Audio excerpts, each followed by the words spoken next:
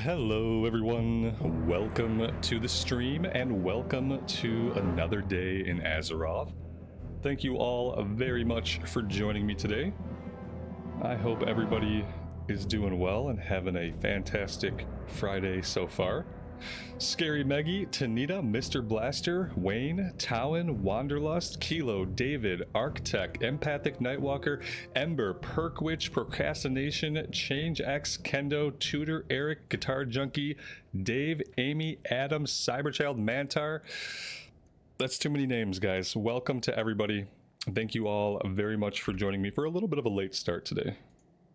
We had beautiful weather, and I really needed to spend some time outside. So I took an extra half hour to do just that. Okay, I have trained, at least I think we trained. Let's double check some housekeeping stuff. We are trained up. We have our water totem today, so we have healing stream totem. And I'm not sure, I think we also might have trained mana totem, but I'm not positive. Yeah, we got mana spring totem and healing stream. Very cool. We got a couple new ranks of some things. And I think to start off, I'm gonna probably head down into southern Barrens and work on some stuff. However, maybe we could do some fishing. If we want to do some fishing, we can head back into the Valley of Honor to do that. Alright. Now read us all again in the Lego Batman voice. No. Absolutely not.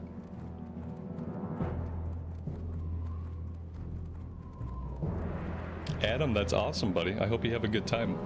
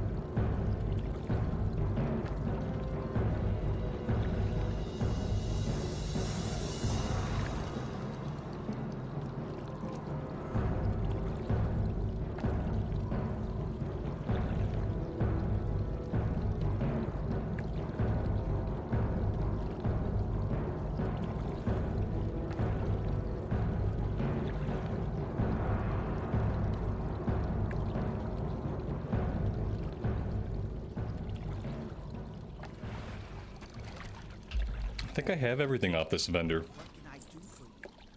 No. I guess I don't have that recipe.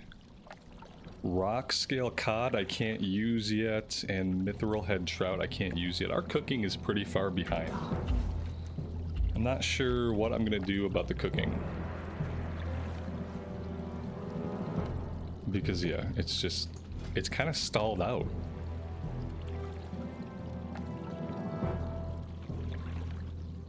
I guess I need boiled clams. Boiled clams, that might be the easiest thing to intentionally go after. Well, then again, a lot of times they drop off murlocs. On the Horde side, I feel like you don't deal with as many murlocs as you deal with on the Alliance side. On the Alliance side, you're dealing with murlocs everywhere. On the Horde side, not so much.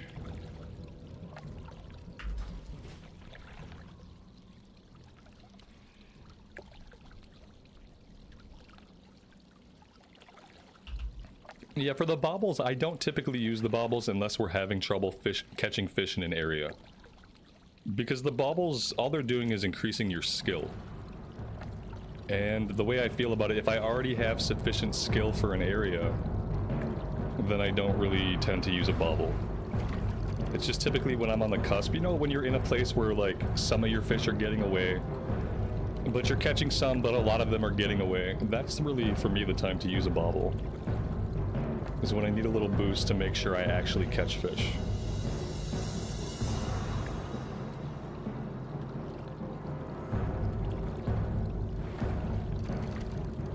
But what do I know? I barely fish in this game. I could be going about it completely wrong. Having a bauble, like, it doesn't help you fish faster or catch more fish per minute or anything like that. From what I understand, it just increases the skill. I used to think it would help you, like, catch more fish more quickly. But that's not how it works, unfortunately.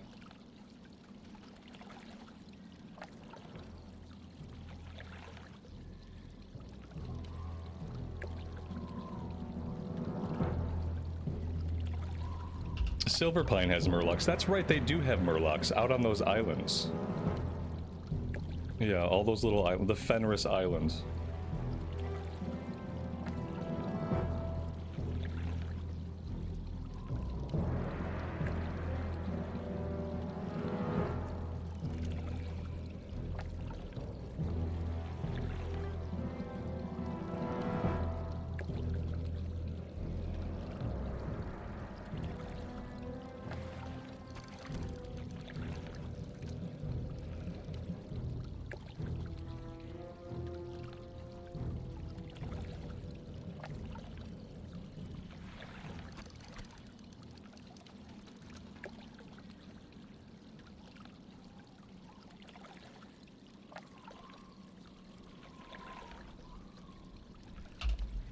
Well, that's nice. We're gonna get the Onyxia buff. That's another good reason to start off doing stuff in Orgrimmar at the beginning of the stream. If we hang out in Orgrimmar long enough, we will get a world buff. There we go. Perfect. And I should probably take that world buff now and actually go do stuff with it. Because I don't have any of those Chrono Boon Displacer items. So if we want to actually get the most out of this world buff, we gotta peel out of here. We're gonna jump on a flight down to Camp Tarajo, and we're gonna try to finish stuff up in the southern part of the Barrens today. Just try to wrap up everything we can. And then after that, we can either do some stuff in Ashenvale, or we can head back to Hillsbrad. Maybe do some stuff in Ashenvale first. We have one level 24 quest. We'll have to check and see what level the other quests are. Perkwitch, you got the buff once when flying through Org. Oh, wow. That's really lucky. If you just got it passing through.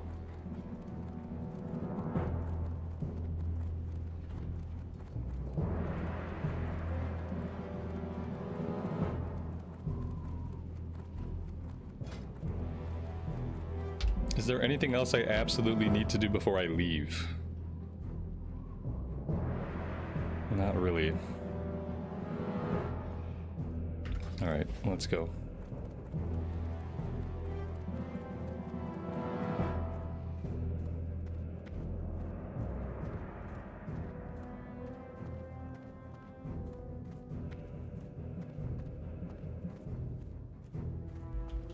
None of those things. No, we're good.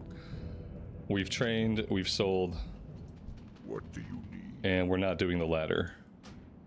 Unless I happen to mute myself on accident 3 times today, then we'll do the ladder. So far, so good.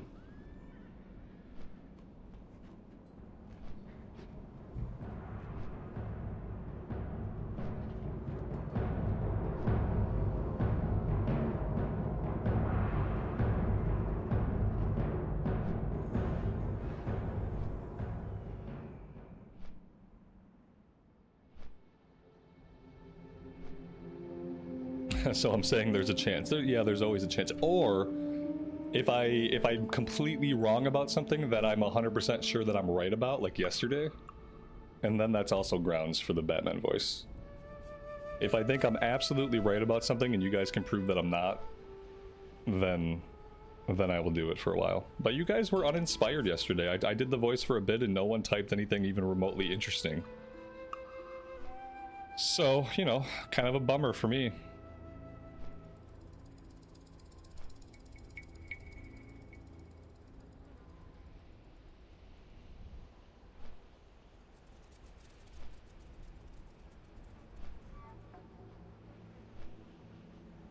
You weren't here yesterday. Yeah. Yesterday I learned that with leatherworking, you can turn light leather into medium leather. You can turn medium leather into heavy leather, etc., etc., etc. I never knew that before, and it sounded ludicrous. It sounded ludicrous that I played the game for 21 years and I never knew this. I've leveled some leatherworkers. Not a ton of leatherworkers, but I've leveled enough leatherworkers that I thought I would have noticed, and I also thought that I would have heard from one of you guys or a YouTube comment if I had possibly overlooked this. So I took a stand on this, and I was wrong. You can absolutely turn light leather into medium leather, etc. And so I did the Batman voice for a while, and nobody typed anything really interesting or absurd or funny, so kind of a bummer. Cameron, welcome to the stream. Karen, good evening to you. Thanks for being here today. Eric says you're welcome. Yeah, I almost booted Eric. I was 100% convinced that I was right, but I wasn't right, because that also happens sometimes. Very rarely. Very rarely. Can you mine salt? I mean, in real life you would. In World of Warcraft, I don't know. You would have said lots of things. Yeah. Yeah, nobody had anything interesting.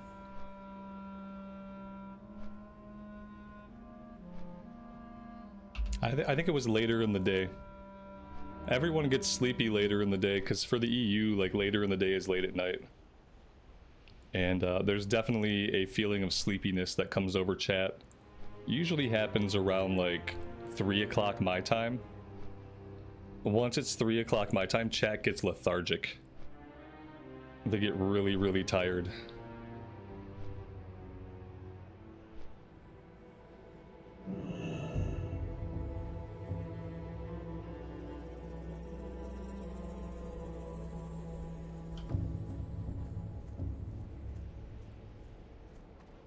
Am I glad that I rolled the Shaman? Shaman's fun. Yeah, I'm having a lot of fun on this Shami. Especially now that we've got all the challenging totem quest out of the way. Okay. Let's head all the way down in this direction.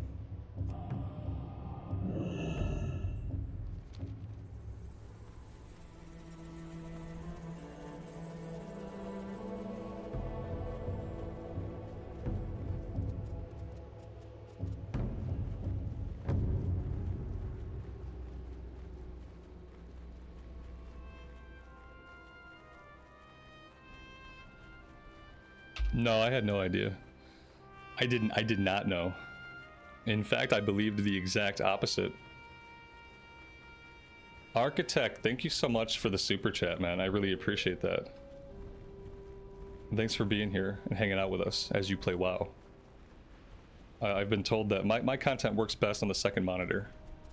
I always hope that people are either playing the game or they wish they were playing the game, but they can't be playing the game. That's always what I assume. Thanks for that, man.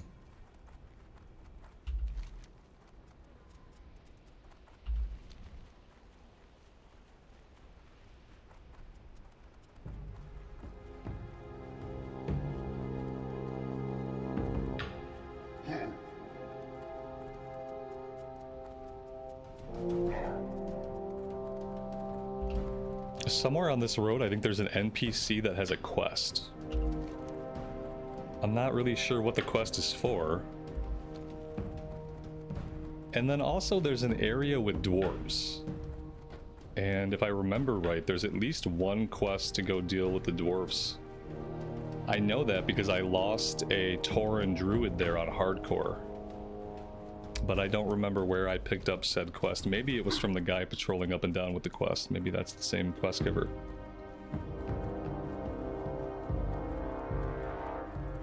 Oh, Kodo crossing.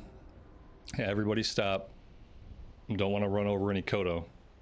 They need to put up some signs if they're going to have Kodos just crossing the road all willy-nilly.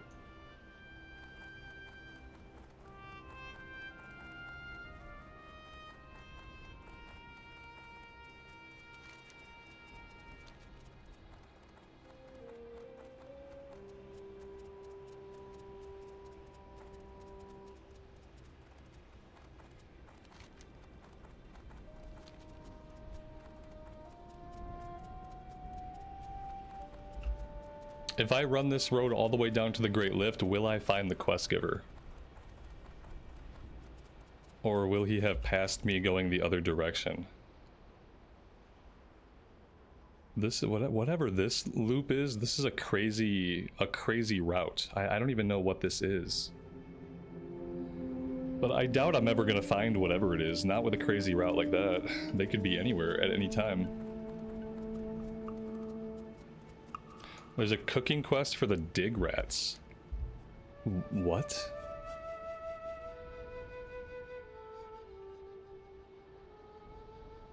The harvester. Bring the harvester's head. I don't know. Oh, look at this. Oh, look, there's our boy. All I had to do was stop moving. Gan's reclamation. This is the dwarf one. Farewell. In solitude, I wander these roads. The dwarves of Baal Modan show no respect for my land. Horrendous blasts drive holes deep into the ground as noisy machines rip apart the hills. Lands which once served as home and provider to my tribe are now riddled with destructive dwarves. Attempts at reaching a diplomatic resolution have failed. Now is the time for decisive action. Drive the dwarves from the Baal Modan excavation by force and bring to me the journal of their leader, Prospector Kazgorm. Kill 15 Baldoon excavators and 5 Baldoon foremen. Bring Kazgorm's journal to Gon. Goodbye. Okay. Well, that's really cool. This one's level 23. Let's go do this one first. This is somehow like a lower level quest. Oh yeah, there's that, the house northeast of the Crossroads. I thought it was southeast. Oh, this right here. It's just like basically just east. Yeah. Huh. The dig rats are the dig rats here at the Dwarven place? Or are they somewhere else? This is also a level 23 quest. Alright, I gotta go get the quest. I gotta go grab it. I don't think I've ever done that one before. Let's go back to the Crossroads and go get it.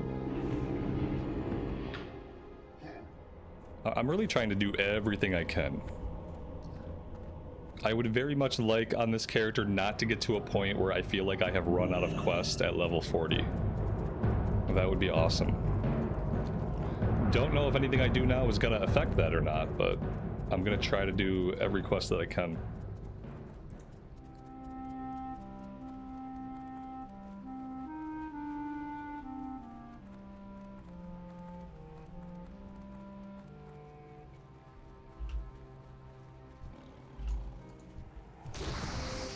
Denver Jack, welcome to the stream, man. Yeah, it's been a long time. Glad to have you here today. Hope you're doing well.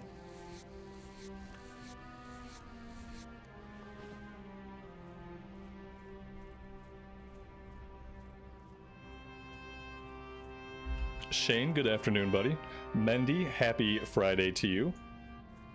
Welcome to the stream, everybody who I've missed. Thank you all very much for being here. What do you need? A shaman like you must get pretty hungry out there in the Barrens. Me, I'm starving all day long. Tell you what, I'll fix you up a nice stew. Just need a few dig rats. Seems those filthy dwarves at Baal Modan are overrun with everyone's favorite feast. Now head on down to... Oh my god. This guy's gonna make me a rat stew. That's everybody's favorite feast. How can that be their favorite feast? They've got boar, they've got like zebra, they've got raptors, they've got all kinds of amazing animals that have to taste better than rats. Rat stew cannot be their favorite grub. Absolutely disgusting. And we get a recipe? That's gross. Maybe I'm gonna regret this one. Dig rat stew sounds great. You're out of here. That's disgusting. Oh my god, you'd think they would just be making bacon all day long because of all the boars they have. You would think bacon would be on the menu at all times. If you can have bacon, like, you're not gonna bother with dig rats. Dig rats, that's like an apocalyptic meal. Like, the world has ended, all of the creatures have died of the plague, and there's nothing left to eat but rats. That's not like a gourmet feast to delight in. It's gross. They taste like chicken? That's disgusting. How dare you?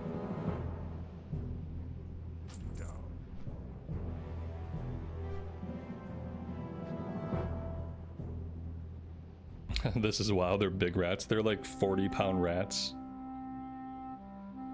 A rat burger? Oh man. Isn't rat burger, isn't that a Demolition Man reference?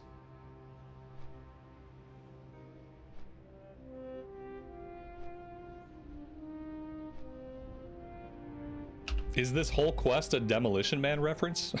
Is that what we're doing?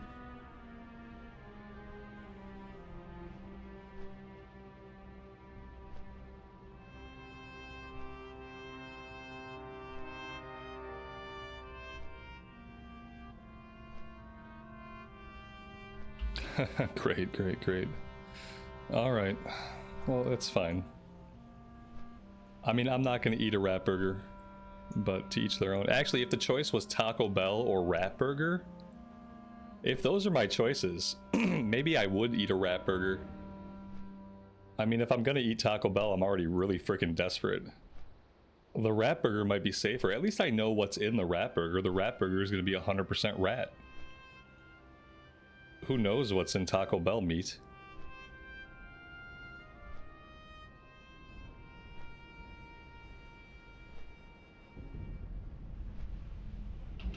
It's ground up rat burger with impurities mixed in for flavor. All right, and now we begin the run again. Now we go again. All the way to the south, we got rats to go after. Am I gonna like click on the rats off the ground? Like, are they gonna be scurrying about and I click them? Or am I just gonna be looting them off the dwarves? Are they gonna be like 2 feet tall rat that are like 100 pounds? Or are they gonna be like little rats? I'm assuming they're just like little rats that I have to click.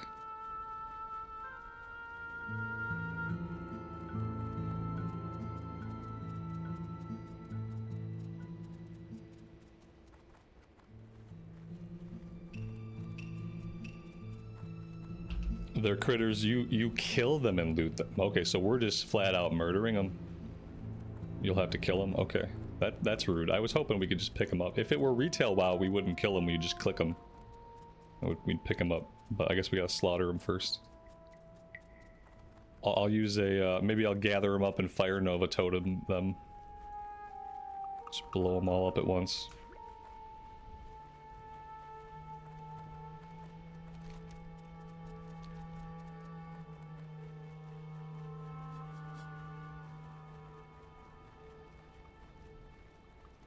Alan, good afternoon to you and welcome to the stream.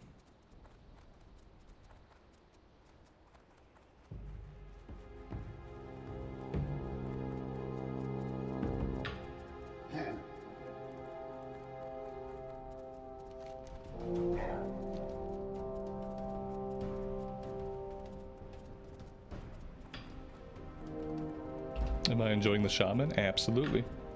Shaman has been a joy to play.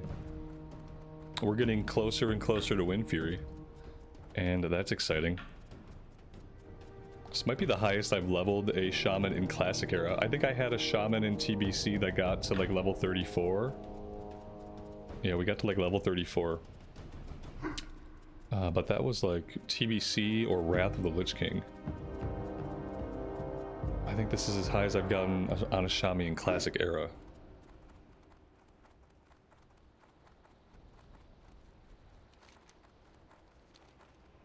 Peace, friend.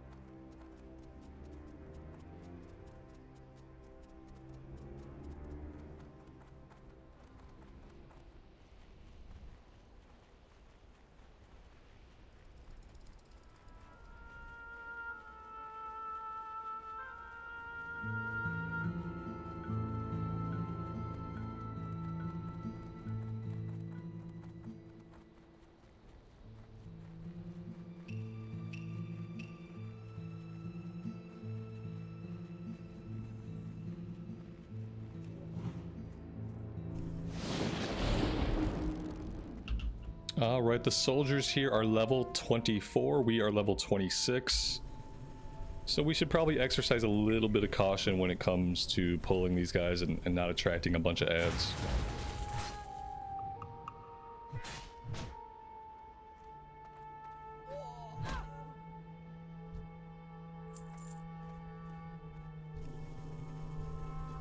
But then again, we have the Onyxia buff. I guess I need to look at the Onyxia buff not as a reason to be super aggressive, but as a reason to be more careful. Because usually when I get world buffs, I go out, I die, I lose my world buff.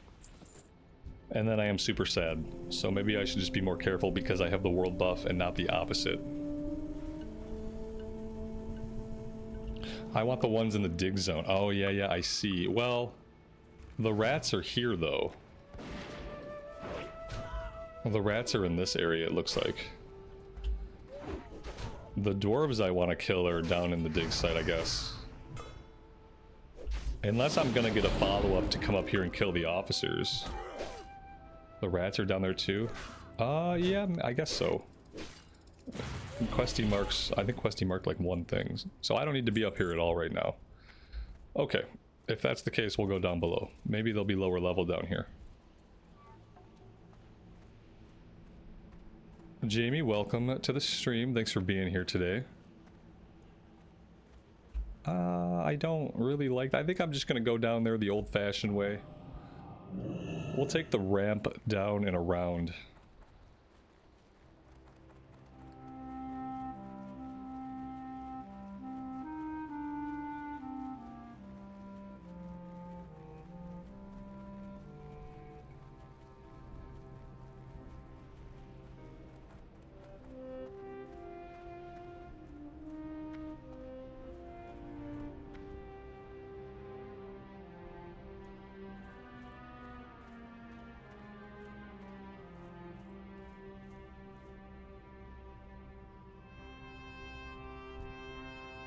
Well, I see one rat. Alright, I'll just start clearing and we'll just hope that we find rats.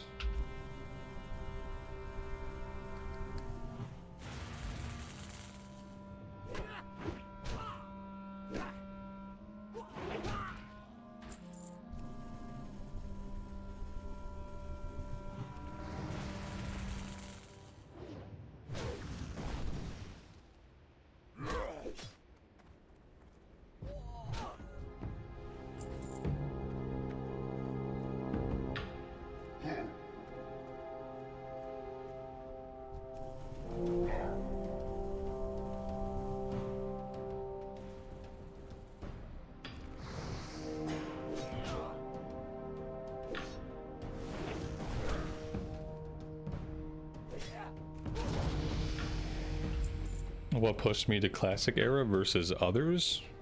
I mean, I play all versions of the game on this channel. I mostly play classic era because that's the only version of the game that has a good RPG feel and an actual leveling experience. And I like the open world leveling experience of Classic Era, and no other era has that. The leveling in the other versions of the game is kind of a joke. But I play all versions, and each version I enjoy for different reasons. But yeah, I spend a lot of time in Classic because I like the leveling.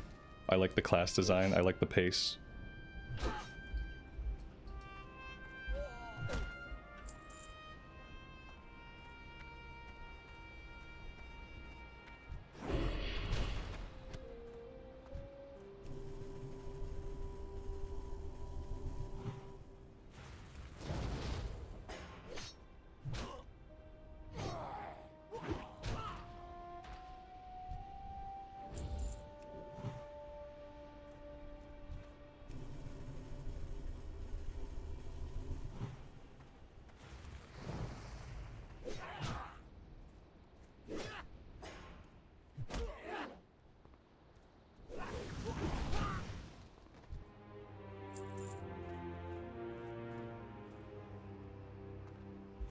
What zone would I live in? None of them, because they're all full of horrible monsters and like 50-pound spiders. And I like to avoid horrible monsters and 50-pound spiders. So I couldn't live in any of the zones. And also, like, I'm missing a lot of information to make that choice. To figure out what zone I would want to live in, I would need to know the average temperatures throughout the year. I would need to know if the seasons change, but mainly I need to know like how hot and how cold it's going to be. And we don't really get any information like that, so it'd be an impossible choice to make.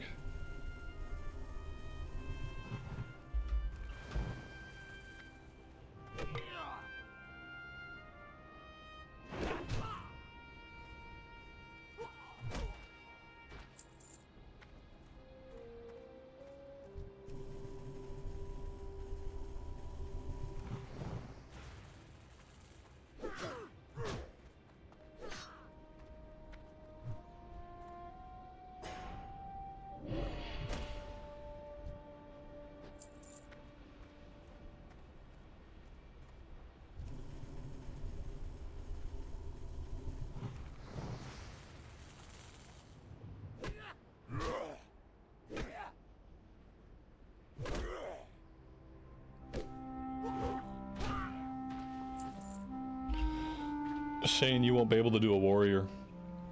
In TBC, Blood Elves can't be warriors. Blood Elves didn't get warriors until Cataclysm, unfortunately. It's sad but true. Unless they make that a huge change for TBC, which I guess they could do, but I don't know if they plan to make a lot of changes for TBC Anniversary or not.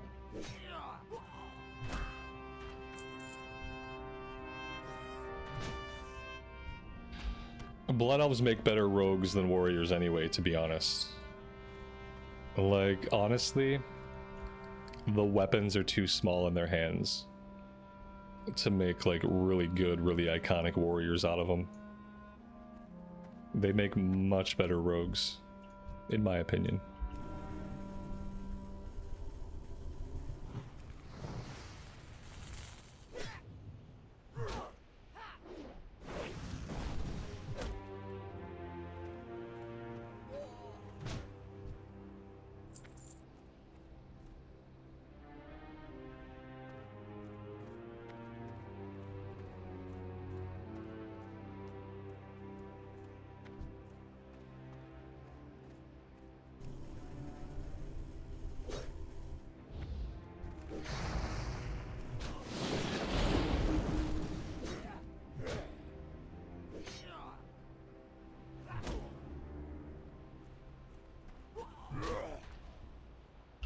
Well, also something to keep in mind. There's a couple things to keep in mind. Firstly, magic. That answers everything that doesn't make sense in a fantasy world. Secondly, we don't really know how big the globe is. And we don't know if what we have revealed of the map would make a globe. Like, especially this. This is a small part of a planet. You know, there's probably more. And so we really have no idea, like, the shape, size of the planet itself. We don't know anything about its orbit. We really don't know anything. We really don't know anything scientific about the planet because magic. That's why we don't know anything scientific, because there probably is really nothing scientific to know. If magic, then anything else is possible.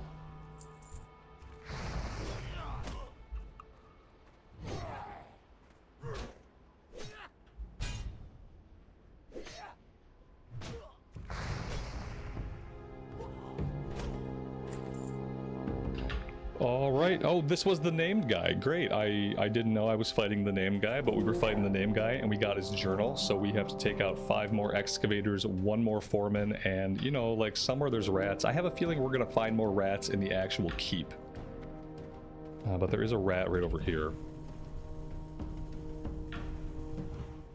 Yeah, you see one side of the planet sometimes. My point is we don't ever see a full circle view of the entire planet from all angles to see all the land masses that might exist. We often get a shot of the planet, and by often I mean a handful of times.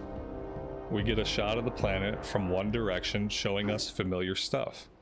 But you know, a planet is a globe. There are other sides of it and other angles of it, obviously. And a camera shot pointing in one direction does not show you those things.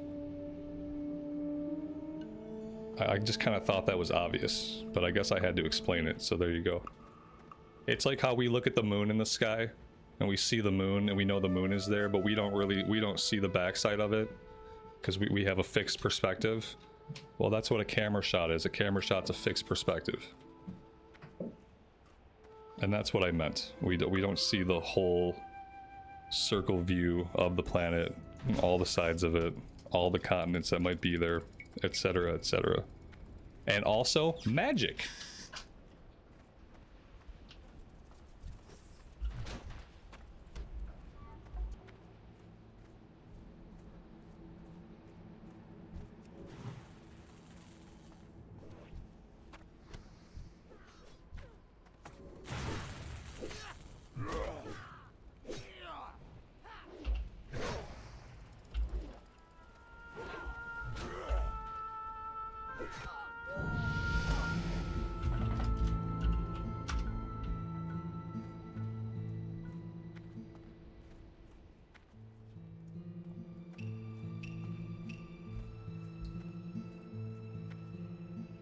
What would I say is the fastest class in vanilla when it comes to button pushing? What do you mean? What do you mean by fastest? Do you just mean like what class has the most buttons to pound? Is that what you mean by fast? Or do you just mean like what has the fastest kill rate? Because those two things are probably not the same. I think I'm playing one of the classes with the most buttons to push. Especially if you're thinking about laying totems down every fight. You know, you got 4 different totem types to lay down. You've got shocks, you've got range spells, you've got your melee attack, you've got heals. Like, I'm probably playing one of the...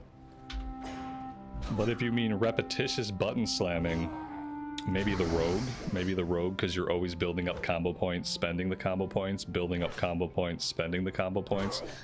So if you're just talking about repetitiously spamming buttons, then the rogue would probably be the winner. Because you just gotta keep building those points and spending them.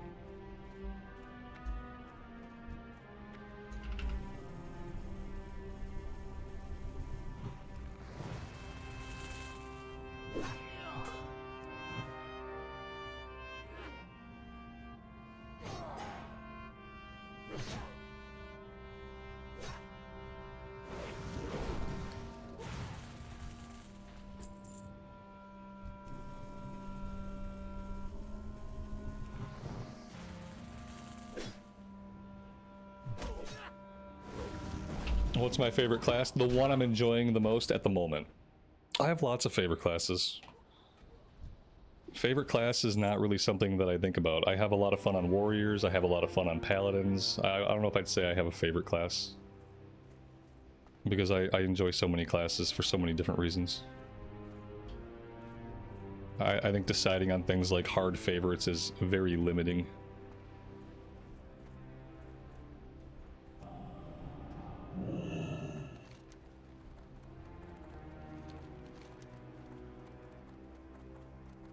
Let's see if we can find this guy, turn this in. I've been told there's a follow-up. So we'll do the follow-up. Hopefully we'll get the rest of the rat carcasses we need. I just hope we find this guy.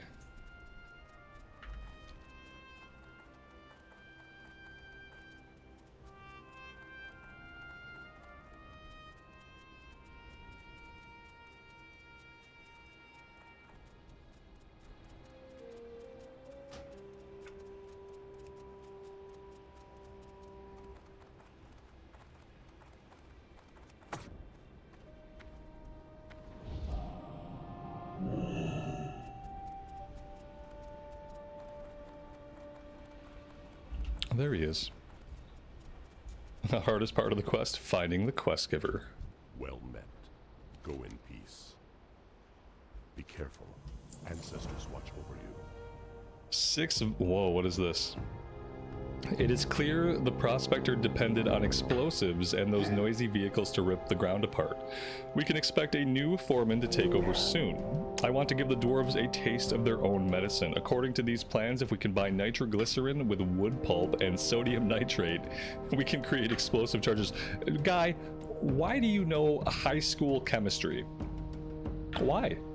Why do you know these things? Why do you know these chemical composition names? Like, where did you get this knowledge from? Of course, wood pulp and sodium nitrate. I have those in my pocket. Here, take some. We're gonna find it, right? Collect these items and bring them to me. I will fashion a charge that the dwarves won't forget. Why is this guy an explosives expert? Whatever. Goodbye. It's fine. He's an explosive expert because magic. Because it's a game. How do Taurens have guns but no engineers? Because they kill dwarves. And they take their guns.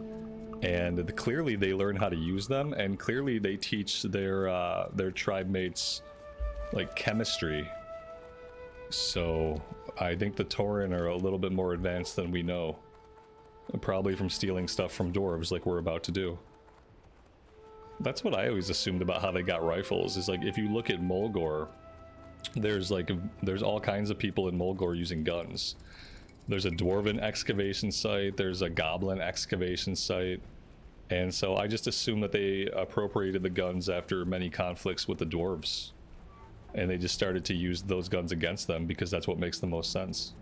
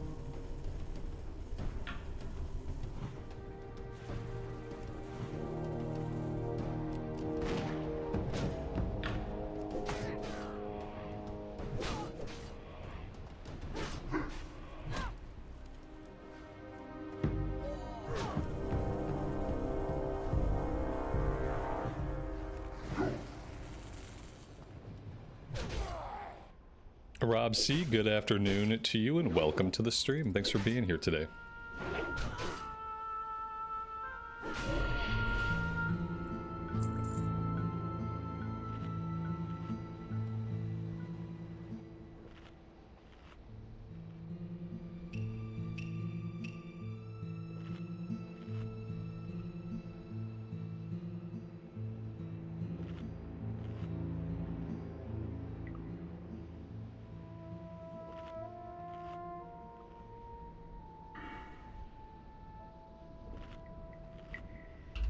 At some point we leveled up and we hit level 27. I didn't really notice. Let's go ahead and put a third point into Flurry. We should start seeing that more often. What's my favorite expansion? TBC. TBC is the best version of Classic. And so therefore it's my favorite version.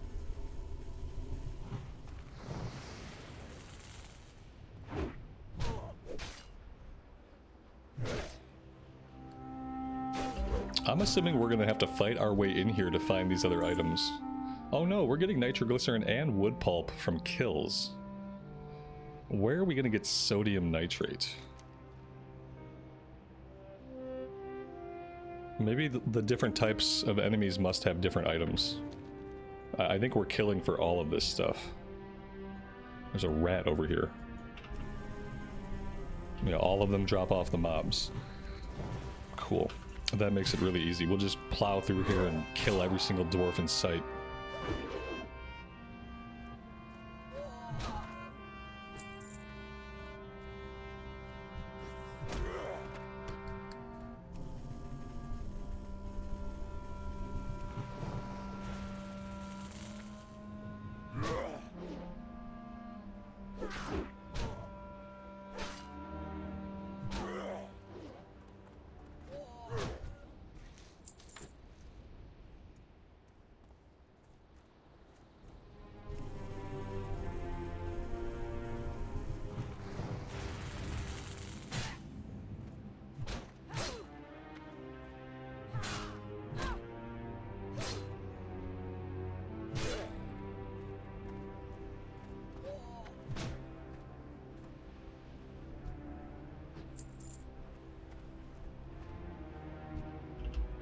Yogi the Yoga Bear, I appreciate that.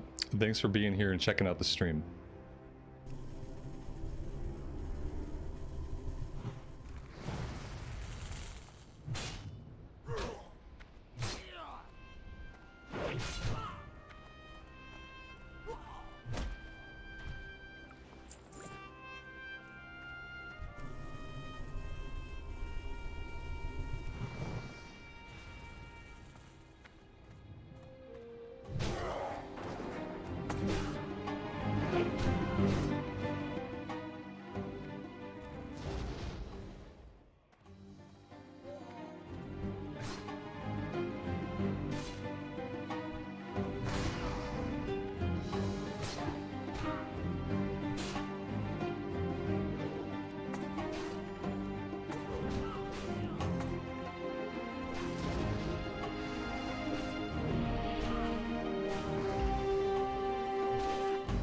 Yogi, thank you so much for the super.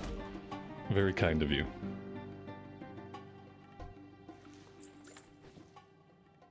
Well, that guy had a bunch of items. We almost got in a little bit over our head there.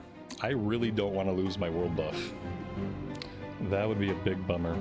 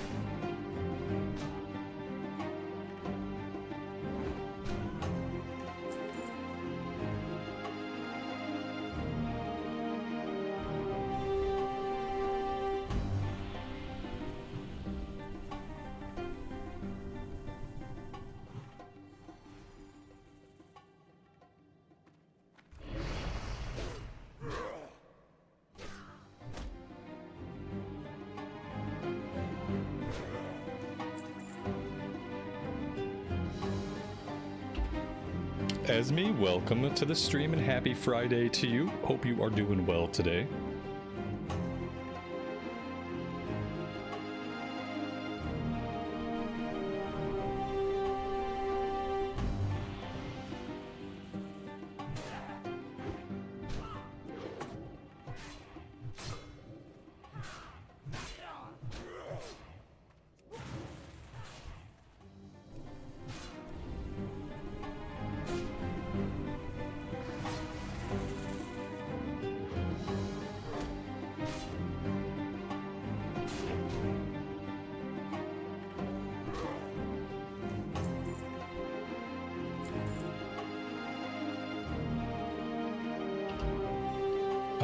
I think we're done here. The only thing we have left to do is to find the other 2 dig rats.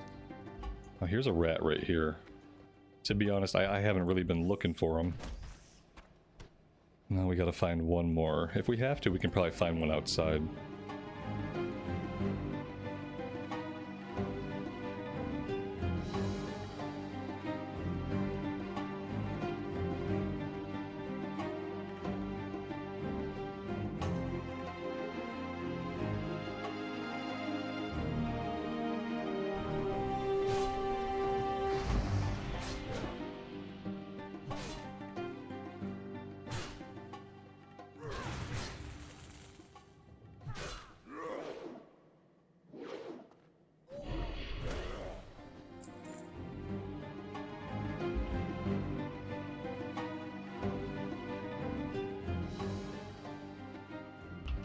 Here we go.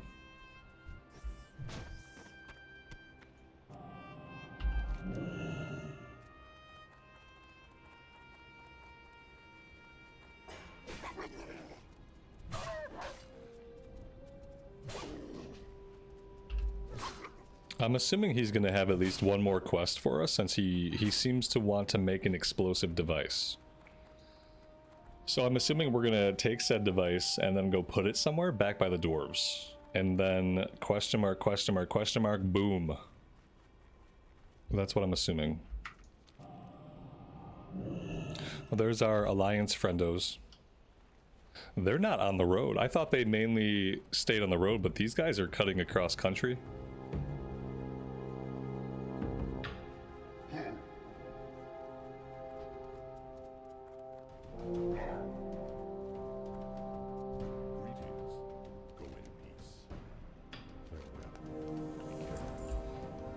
Following Kazgorm's plans, it should be no problem to fashion an explosive charge. Now, I am going to entrust you with a special task. Take this explosive stick and use it to blow up the flying machine at Belmodan. Not only is the flying machine a key part of the site's infrastructure, it also serves as a weapon of war. More importantly, it is an icon of power and an insult to the memory of my tribe. Make me proud by completing this heroic task, and you shall be rewarded. Okay, I can get behind that. It does seem like we are going to make something go boom. The flying machine. Okay, there's a tank up on the hill. The flying machine looks like it's going to be in the dig site.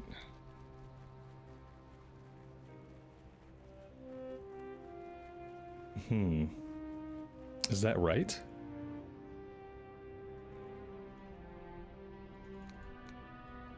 Yeah, it looks like it's going to be down in the dig site. Oh, there it is. Okay, I see. It's on a flying machine platform. That makes perfect sense.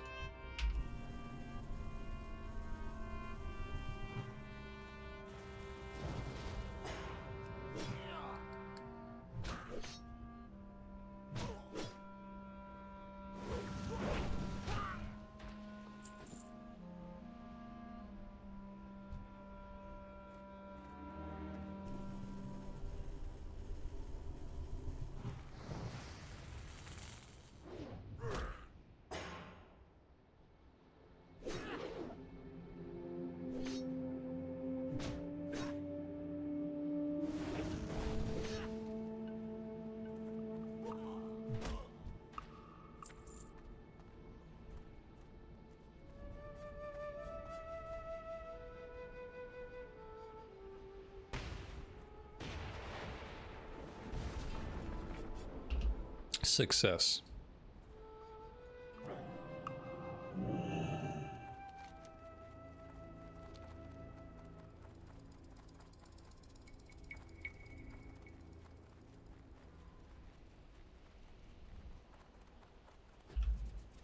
Let's get this one turned in, make sure there's no follow-ups, and then we will go after the quill borer. We'll be looking for specific weapons to drop, and then we're going after a few named guys.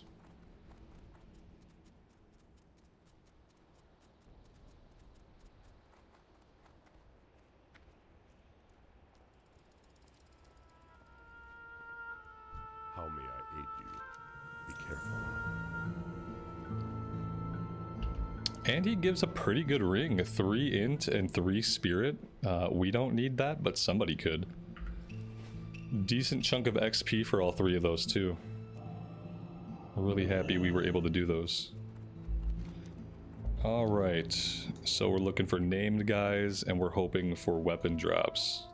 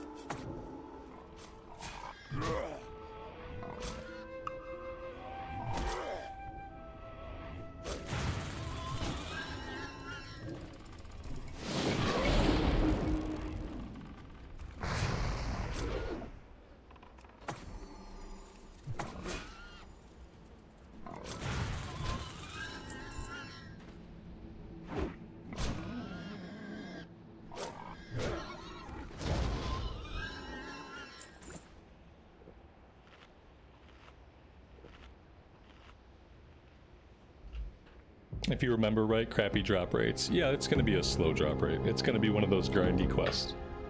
Which is okay, because I also have to stumble around and find the name guys, and I'm not really 100% sure where any of them are at, so that could take a while. Ashley, good afternoon to you and welcome to the stream. Hope you're doing well today.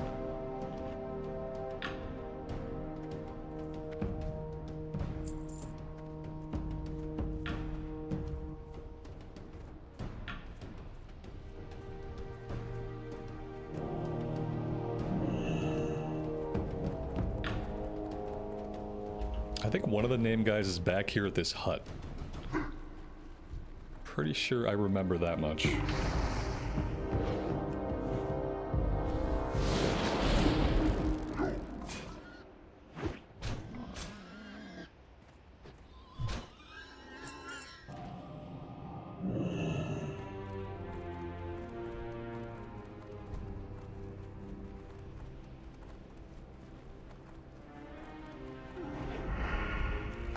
Alright, we got some guys hanging out in stealth. The Razormane Stalkers are going to be stealth, as befits their name.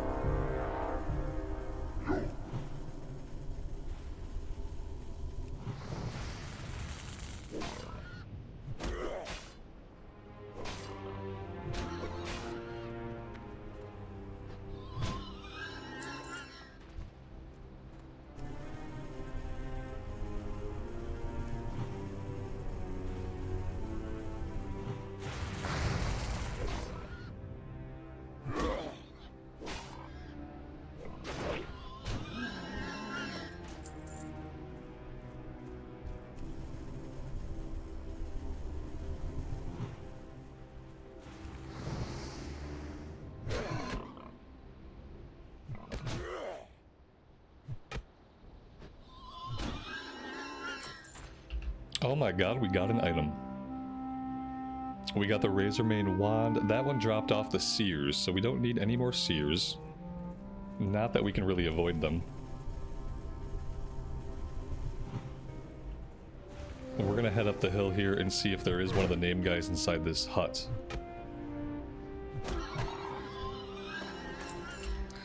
Of course, now a second of the same item drops. That's useful. Is our ghost wolf stealth? No, he's not. No, he's just a spirit. So he looks transparent, but that does not put us in stealth. We got 3 of these wands in a row. Now that we found one, we just had 3 drop consecutively.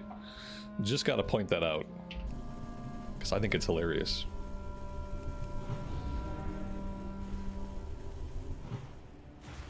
Is leveling in Mop from 1 to Cap faster than 1 to 16 Anniversary? Yes. It takes anywhere from 180 to 250 hours to level a character from 1 to 60 in Classic Era. It takes about 50 hours to level a character to Cap in Mist of Pandaria without heirlooms. Although that time might be a little shorter now since they kind of squished some of the leveling requirements. So it might be like 40 hours now for a Mop character, but it's like 180 to 250 for a Classic Era tune.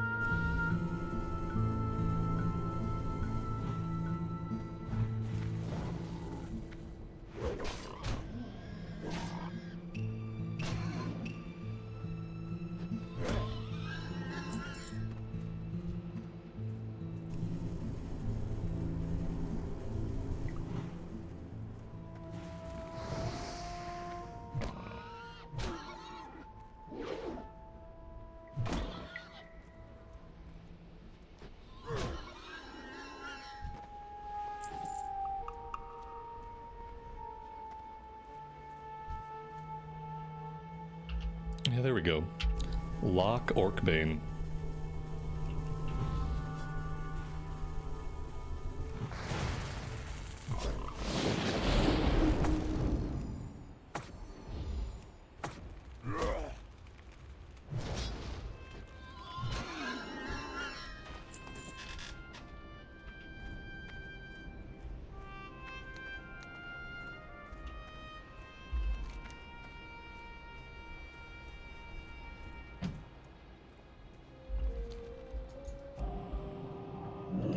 Looks like the other 2 name guys kind of move around a little bit. They both have little routes that they run. This guy's route is a little bit bigger than the other guy. So maybe I should focus on trying to find him first.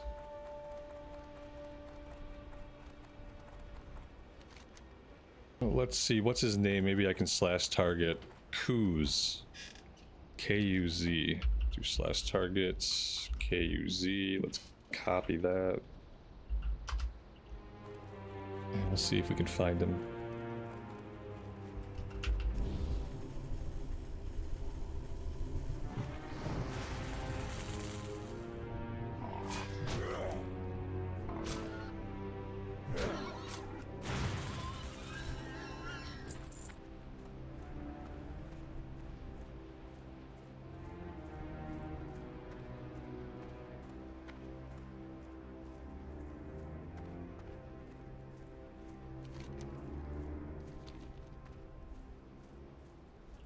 I mean, totems aren't complicated, they're just more buttons to push.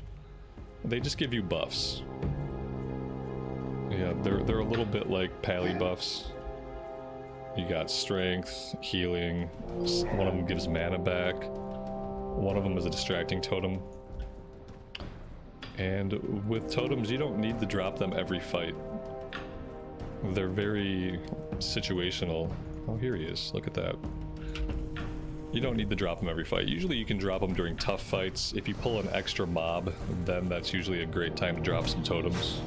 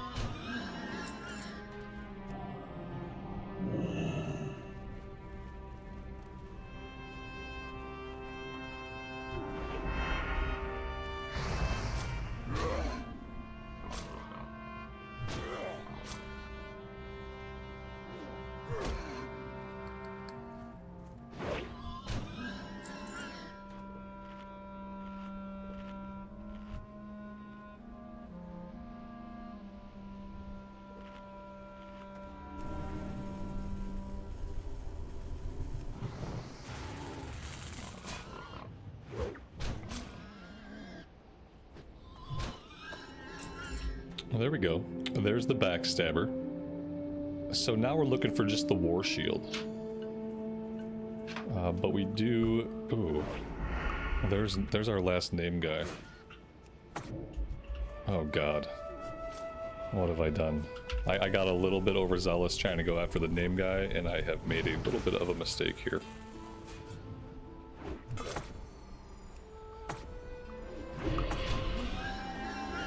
Looks like we're gonna be fine.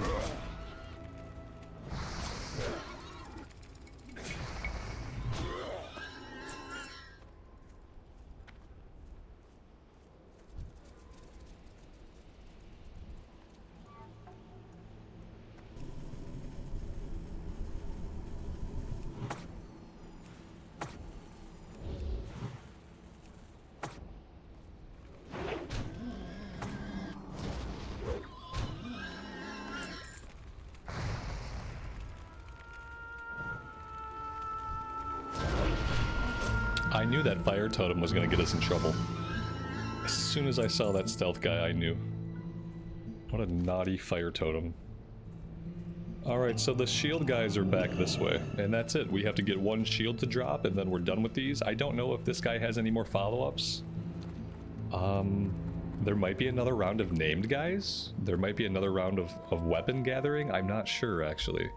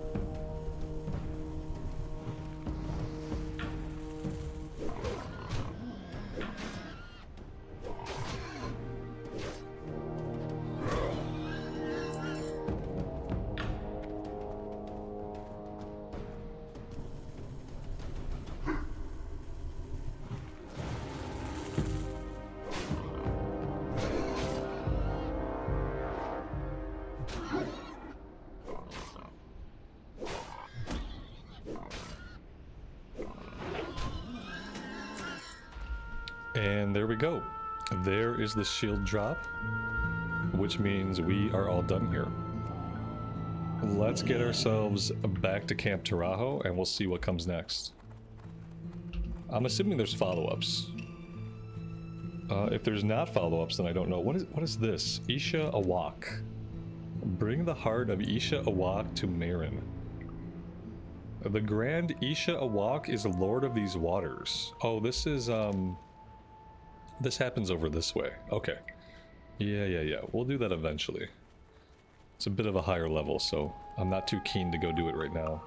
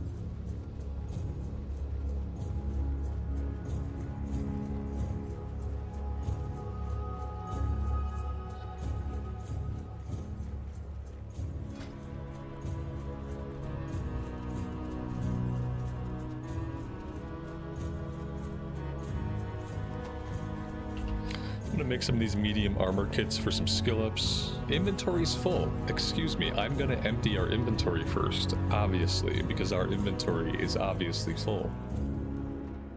Leatherworking supplies. You know what? Maybe I should turn the quest in first. That way I can get rid of these additional white items. That would be smart.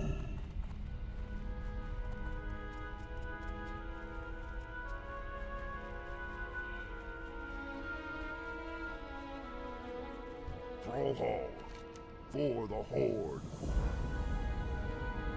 May your blades never dull. A new ore sample. Shaman, you have done well in helping me in the past. The war chief is pleased thus far with what I've accomplished and asked me to continue with renewed determination.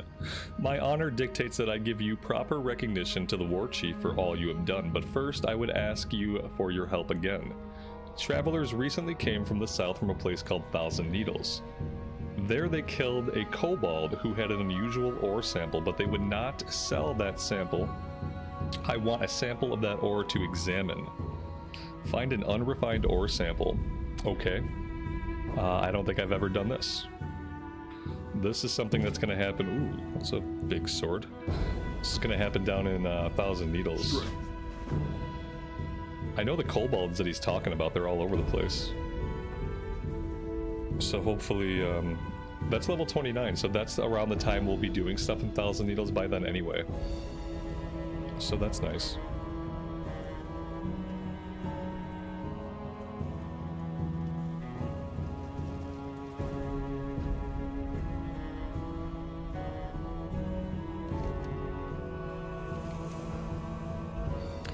Bring Lockskull to Thork at the Crossroads. Okay. And then maybe we should grab a few of these buffs.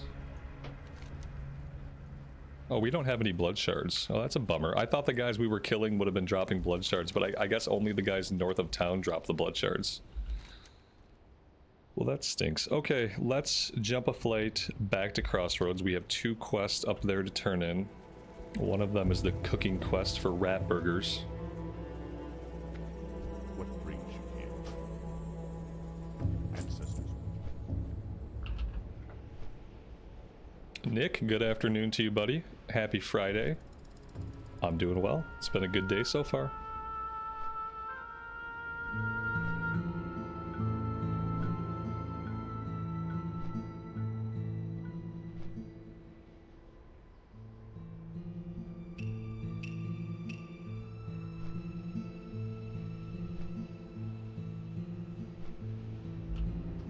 Cordy88, welcome to the stream. Thanks for being here today.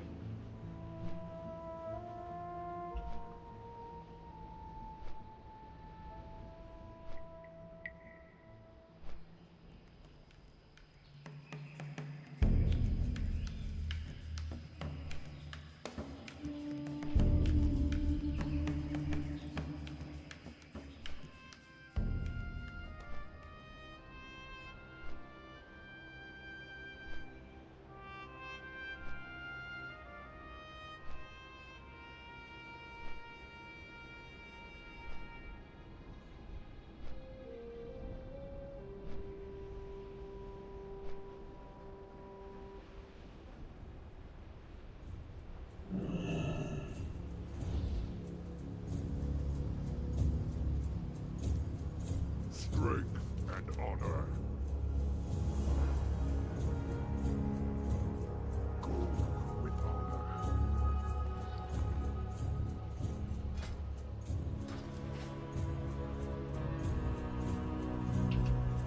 All right, let's sell the rest of our junk, and let's make our armor kits, get some skill ups, then we'll sell everything.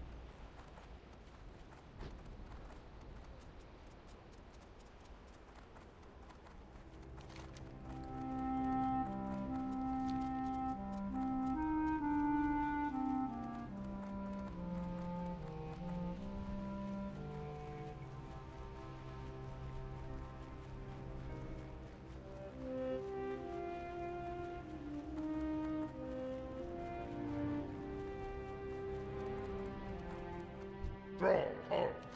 Strength. Allow. Taboo.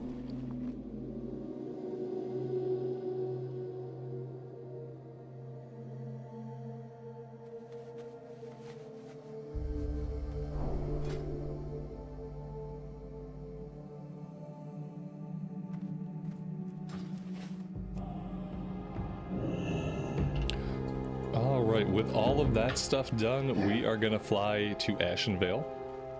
We'll go to Splinter Tree Outpost and we'll start working on the lowest level quest there. We have Ashenvale Outrunners. And then there's a guy that has kind of like an escort quest where we assault a Night Elf outpost. If we can find that guy, then we'll do that one too. I feel like we're at a good level to take that on.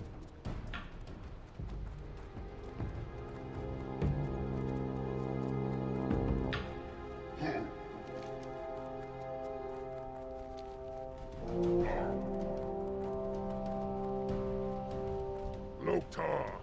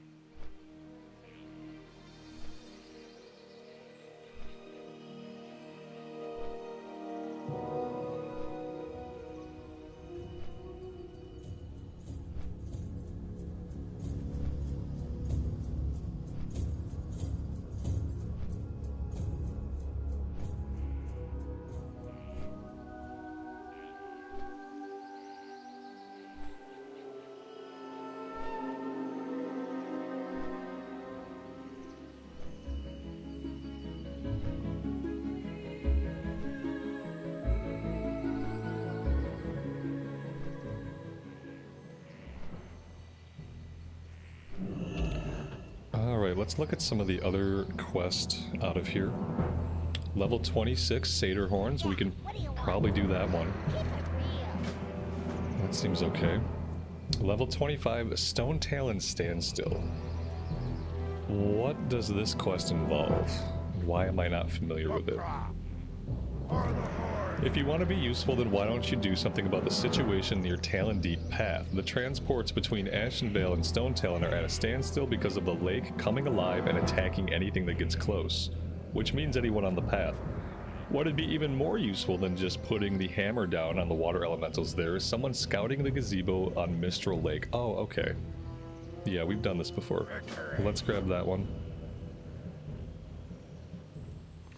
So yeah, we'll focus on these three quests. We're going to do the Ashenvale Outrunners first, then we'll do Stone Talon Standstill, and then we'll finish with Satyr Horns. Hopefully by the time we do Satyr Horns, we'll have dinged level 28. That would make that one much easier.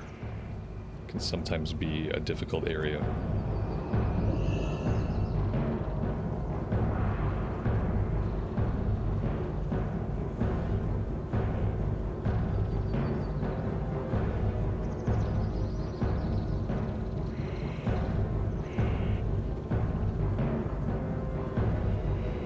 Jacquez, welcome to the stream, buddy. Thanks for being here.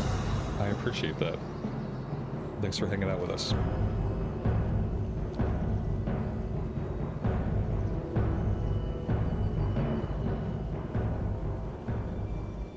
These guys are in stealth, so they like to hang out near trees.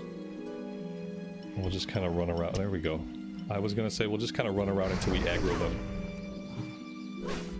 We've got 38 minutes left on our world buff, and we should make it count.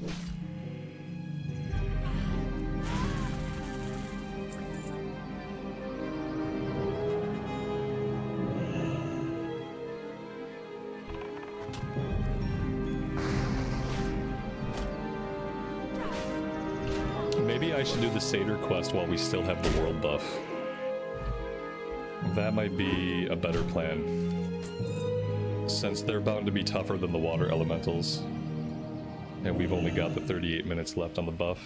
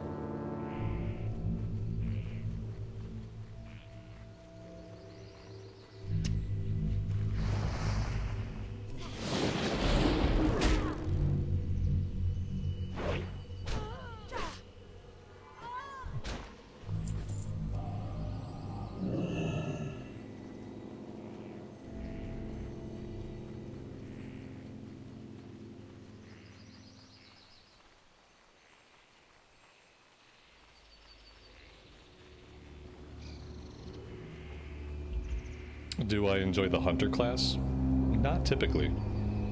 The only time I've really enjoyed the hunter is when we were doing a hunter on hardcore. Because on hardcore the class was keeping me alive. But in regular play, not really. You know, the hunter that I liked was the Season of Discovery hunter. But that's because we were a melee hunter with a two-handed sword and no pet. So I liked the version of the hunter that was least like a WoW Classic hunter, basically.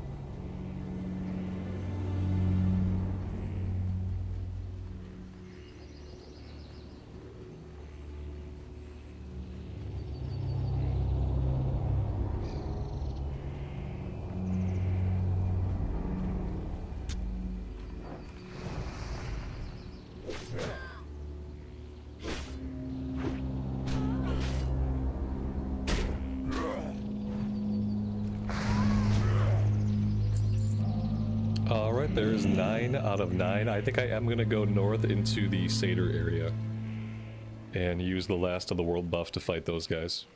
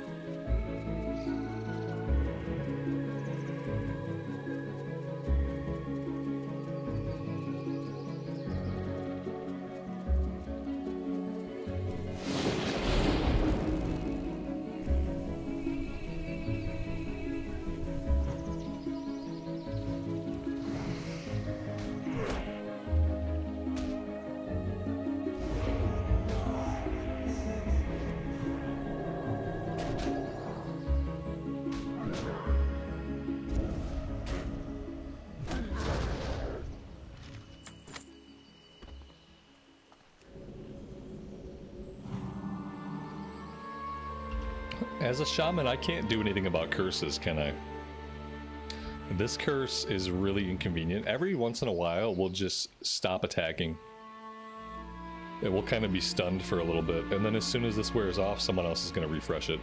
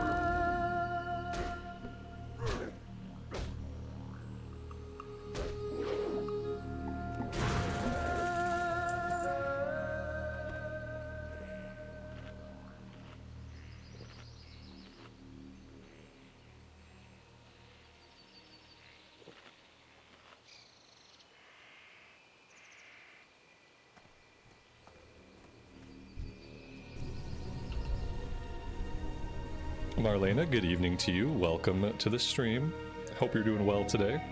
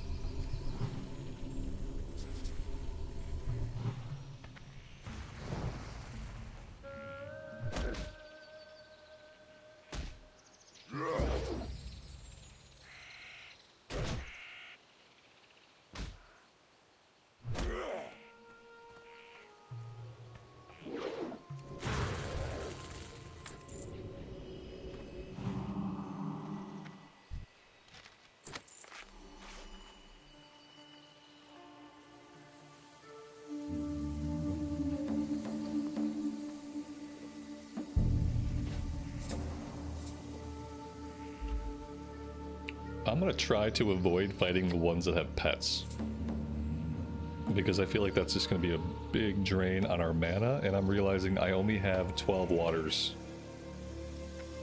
left to my name at the moment.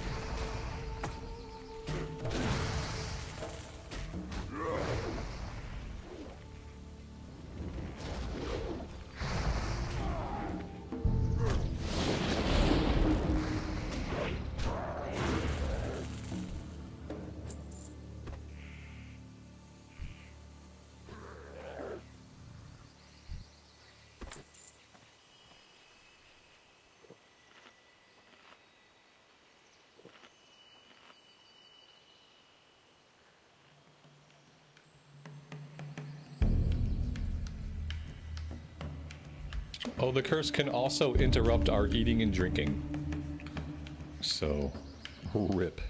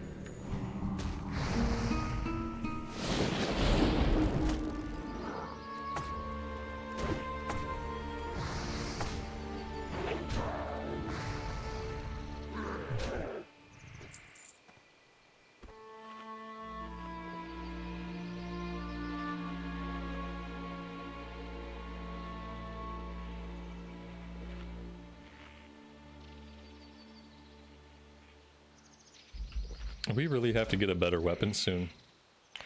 This weapon is a level 16 weapon. We are about to be level 28 pretty soon. I've had really bad luck finding anything on the auction house that is any good for us. There've been a couple of blue weapons, but they've been a faster speed. I haven't had a lot of luck finding any decent weapons with a slow swing speed.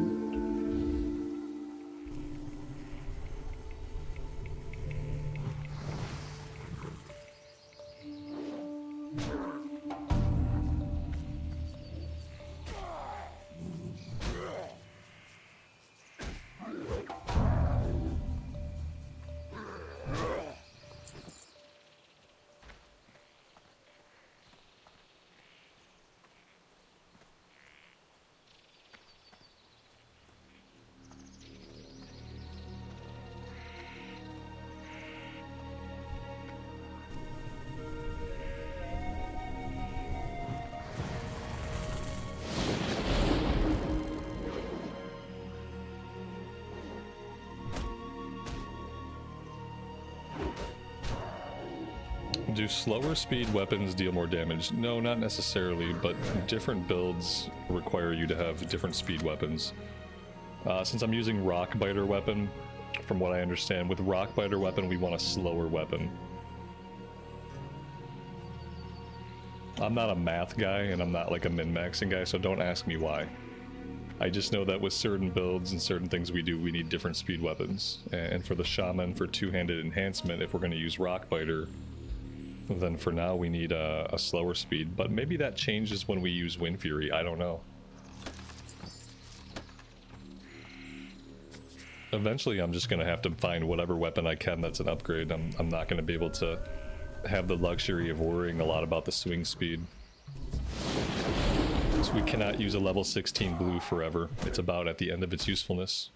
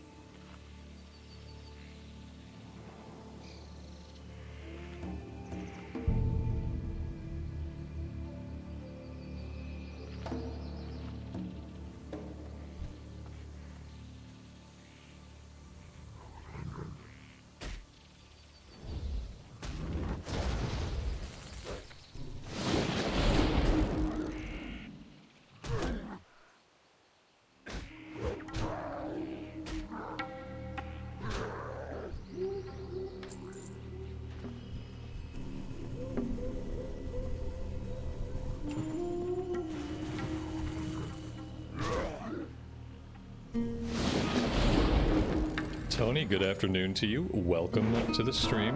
Hope you're doing well today.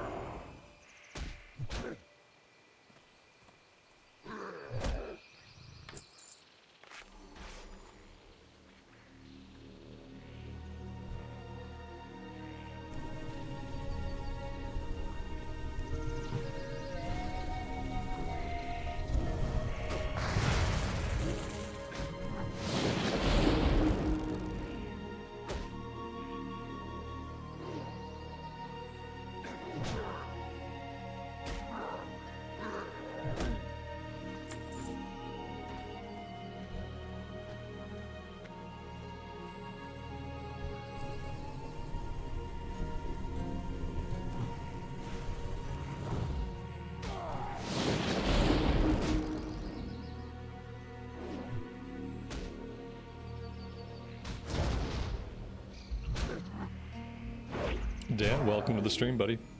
Why do you have to work in the evenings? I have no idea. I would probably say life choices, if I had to guess.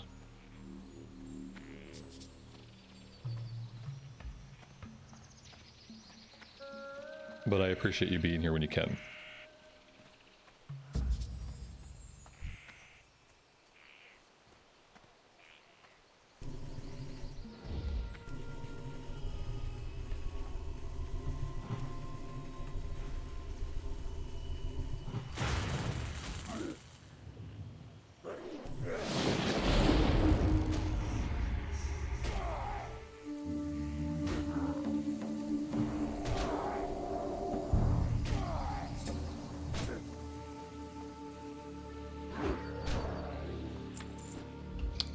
There we go. That's the last of our 16 Satyr horns. We still have 11 minutes left on the world buff, and we still have chest pains randomly striking us, which is a ton of fun.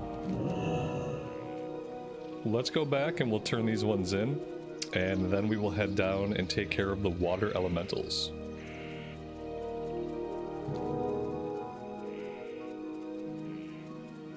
We're gonna have to re-up our world buff at some point. If we can figure out the timing, like when one is going to drop, and we can try to get ourselves back to Orgrimmar for it, it'd be nice. You think you have that curse in real life? You just are crippled by random chest pains? Should probably talk to a doctor.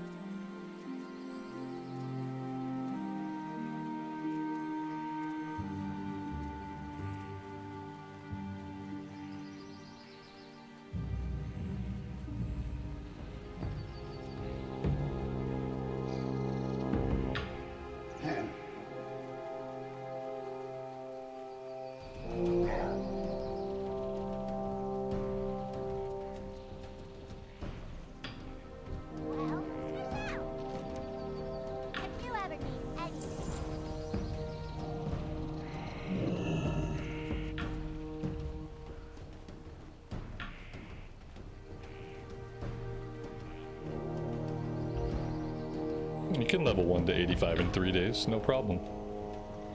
If you have heirlooms and you're leveling in Mist of Pandaria, yeah, if you play like 12 hours a day, sure, I believe it. It might only take you like 40 hours to get to 85 in Mist of Pandaria.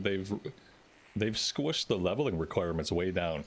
Leveling in Mist of Pandaria right now is like leveling in Cataclysm with the Joyous Journey buff. If you've ever leveled in Cata with the JJ buff, you'll know exactly how fast it is. And that's how normal leveling is right now in Mist of Pandaria. And then you add on top of that the 40% bonus that you get from all the heirlooms that have bonus XP. And you're talking about gaining levels really, really fast. And then if you do something like Brewmaster Monk and you want to tank dungeons and you just grind dungeons for like 10 or 12 hours a day, you can get 1 to 85 in 3 days, no problem. I'm not gonna do it because it would be like 10 or 12 hours a day and it'd be endless dungeon grinding, but people can definitely do it. For sure.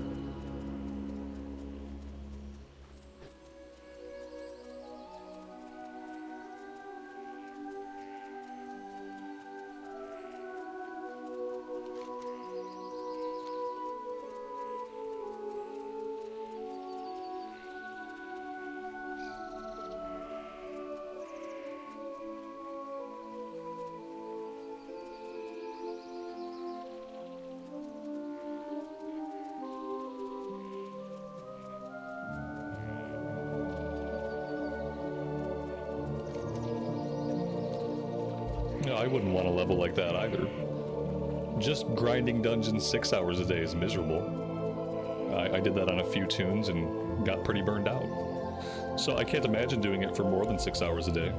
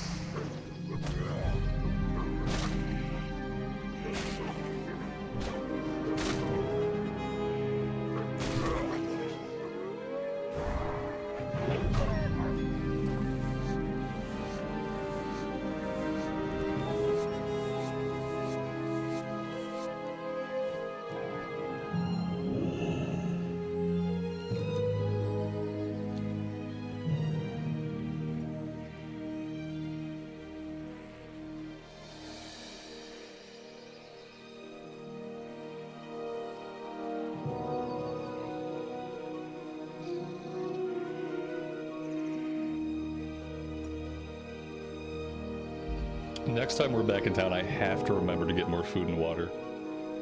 We are running dangerously low on water.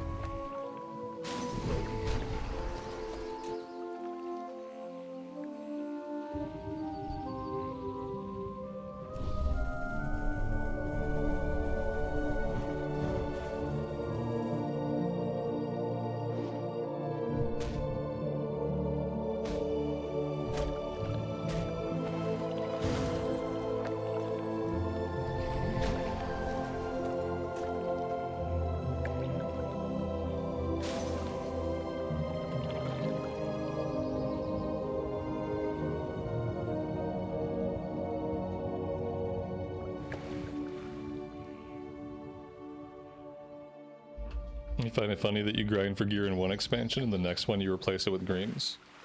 Yeah, I mean, that's a lot better than what retail does, where you grind for really, really awesome gear and then 4 weeks later you do it again in the next season and you chuck all your old stuff on the ground.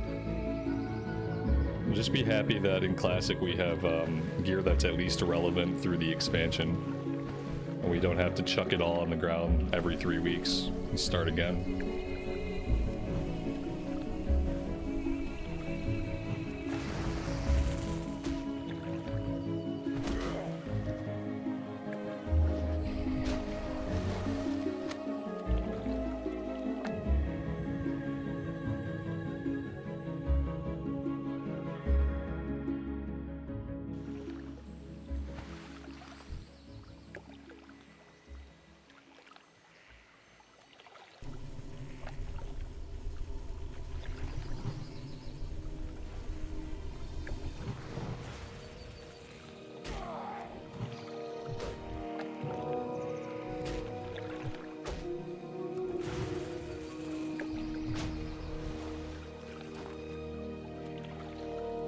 We are about to lose our world buff and we are about to be very, very sad.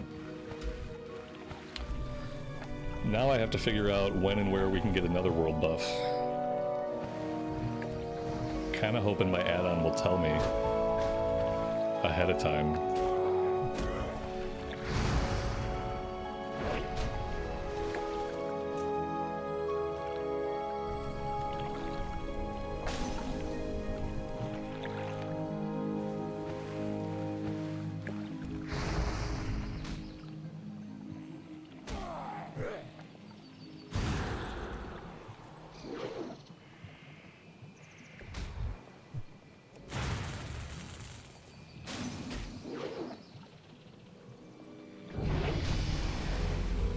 That was a good time to level up. I appreciate that. That'll be a little bit of a power boost to offset the buff we just lost. Let's put a 4th point into Flurry. We're almost maxed out on that one.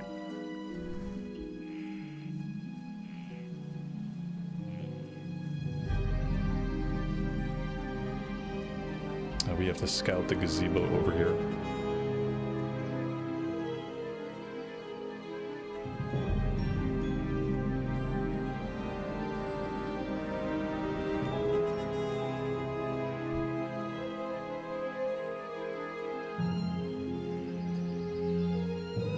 I think we needed this name guy for a quest.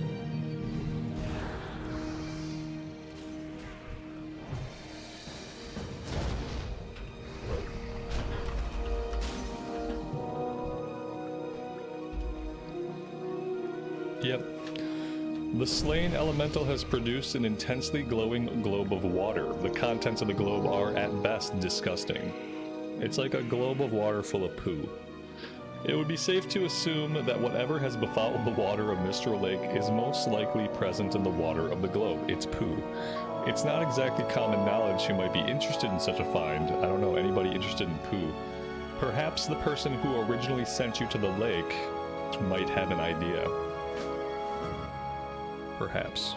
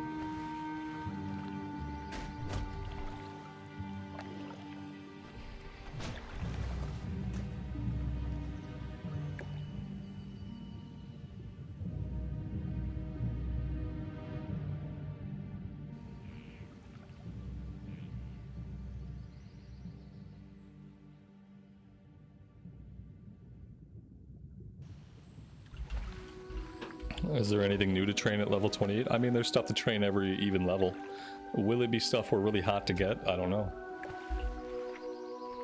Yeah, Flame Shock rank 3. I really want that. That's more damage. Stoneclaw Totem 3, Lesser Healing Wave 2, Frostbrand Weapon I don't care about, Fire Resist Totem I don't really care about, but yeah. Flame Shock for sure. Yeah, we'll be going back to Orgrimmar. I'd like to go back to Orgrimmar, train up, and get a world buff. How cool would that be? Because I think our next step is to head over to Eastern Kingdoms and do some more stuff in Hillsbrad.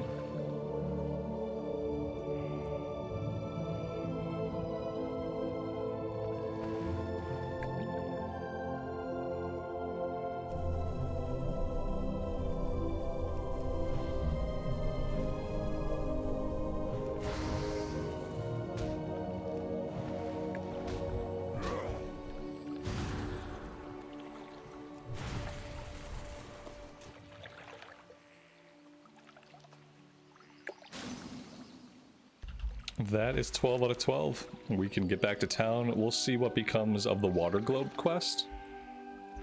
But unless there's some more green questing to do here, we're probably going to peel out and head to Hillsbrad for a bit. So yeah, some of the stuff we have there is starting to go green, so that's perfect. Pretty happy with the leveling curve that we're on. It's been nice to do all the stuff in the Barrens, to be able to come here and do a handful of quests. Feeling pretty good about our progress.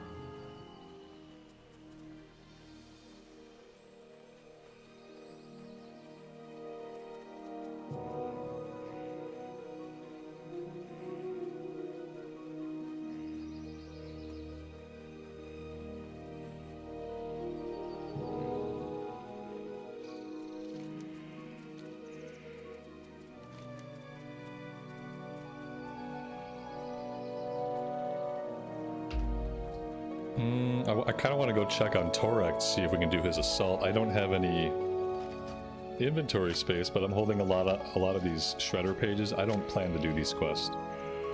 I never do complete the whole book quest. It just is too much of a drain on my inventory. And we have enough inventory issues typically as it is. Let's see if he's here. He's kind of an escort quest, so if someone else is doing it, then he might not be here. I don't see him. I think typically he's right here on the hill. Yeah, he's not here. Oh no, he is here. He's hiding on the other side of the hill. Okay. Yes. Let's see if... Sometimes this is buggy. Sometimes it doesn't work. And it's something you absolutely can't do on hardcore. So we'll see if we can do it here in normal era.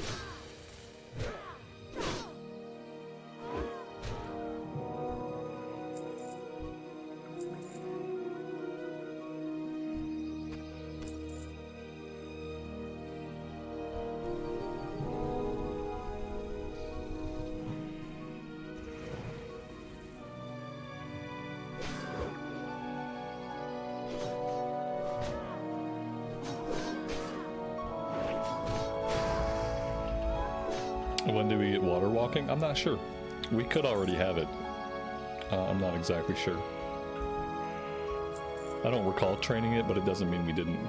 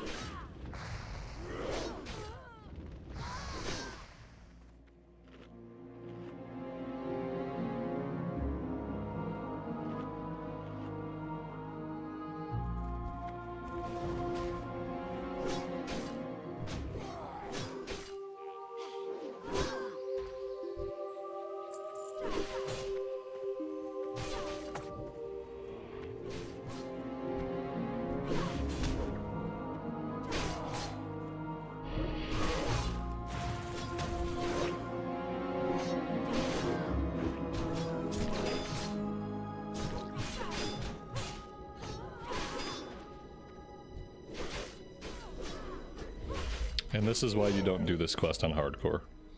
It's basically what always happens. Like, for whatever reason, they don't get any aggro on any of the enemies. And all of the enemies end up on you. And then you die. And it's a bummer. I'm actually not even going to bother going back to my corpse. I'll just take some res sickness. Quest is super annoying and I should know better than to ever do it. It's now going on the never do this list. Quest is a waste of time.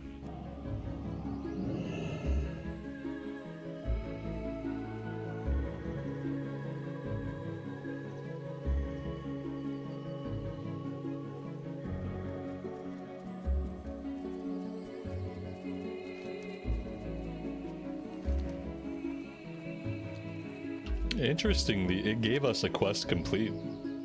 I mean, I don't know what that means. I don't know where we would ever turn it in, but it did give us a quest complete.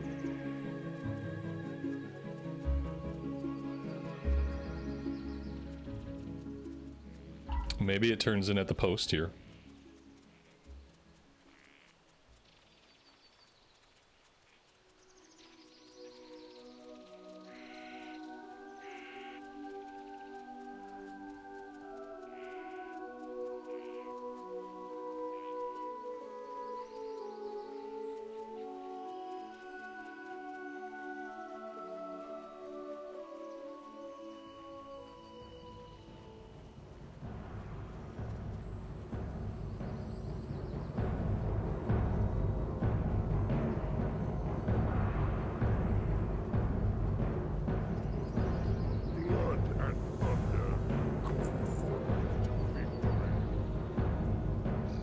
Well, there we go. Even though we died and failed tragically, we still got the quest complete for some reason. So there you go. I'm not going to complain.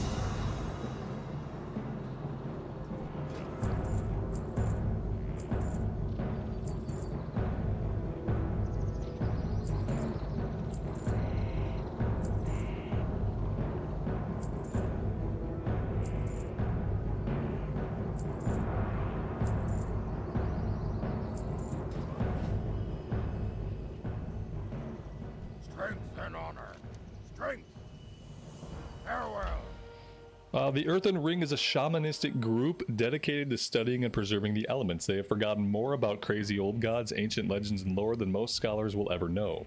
Lucky for you, I know someone in the Earthen Ring here in Ashenvale. Head over to Zoramgar Outpost on the coast of the Zoram Strand. Show Genua what you found. If anyone can figure out the globe's significance, it would be him. Okay, not sure if we'll do that now.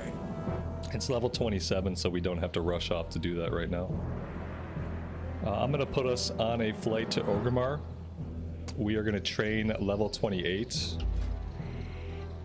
I think that's pretty much all we need to do in Orgrimmar. I want to look for a weapon. I know we've been looking for a weapon to no avail, but we really have to... Even if we find a level 28 green, it's going to be better than what we have.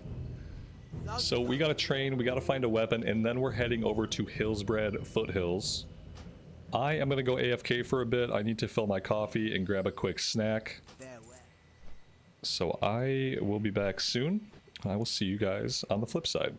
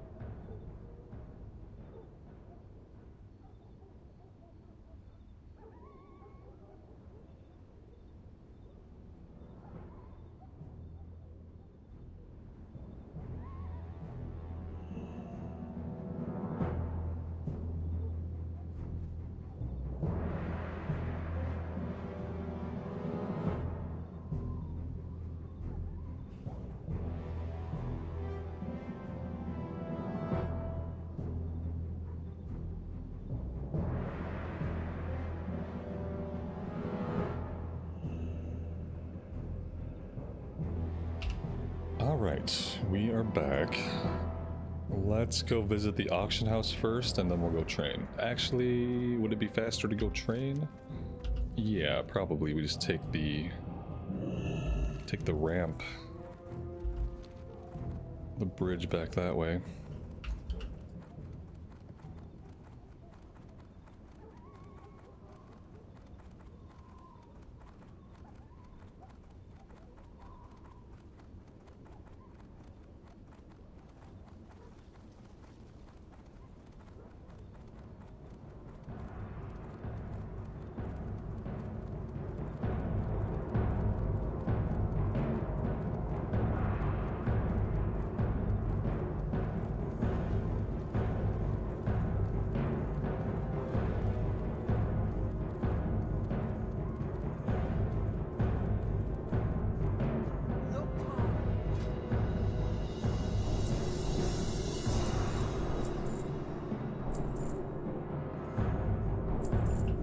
Well, there's water walking. Now we gotta figure out what reagents we need. Is that the fish oil?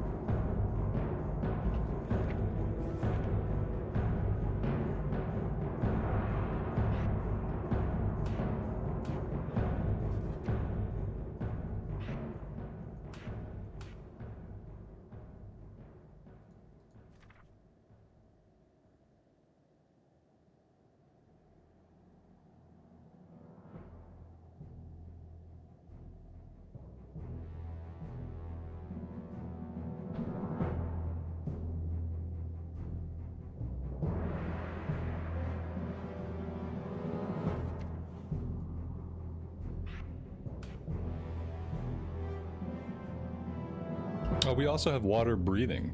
Well, that would have been a useful thing to have.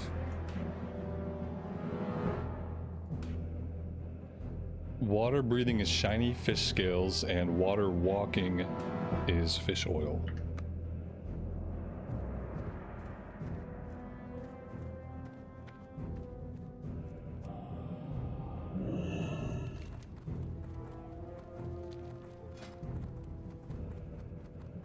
Let's stop by the leatherworking trainer and see if we can learn anything new. It looks like we're possibly due for some new recipes.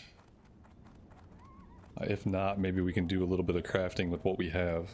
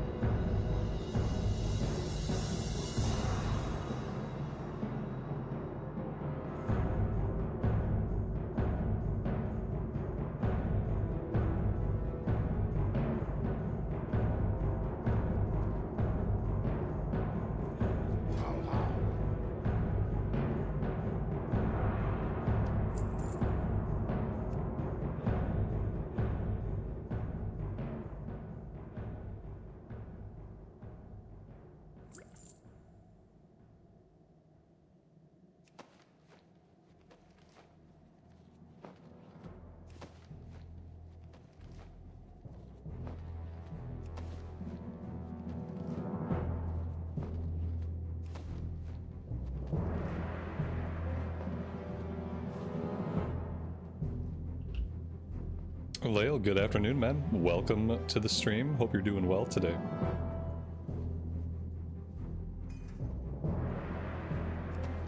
We can go ahead and turn the light leather into medium leather.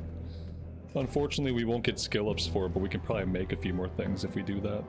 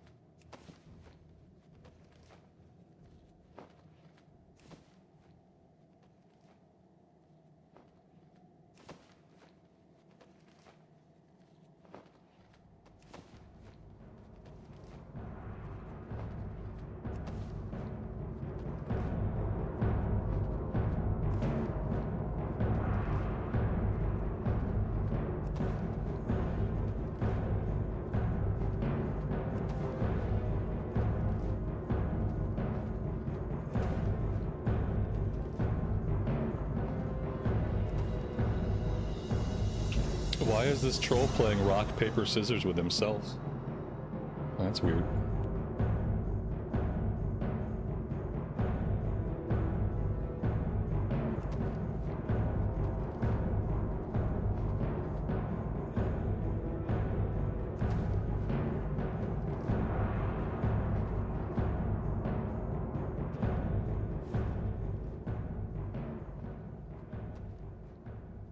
Farewell. Warcraft.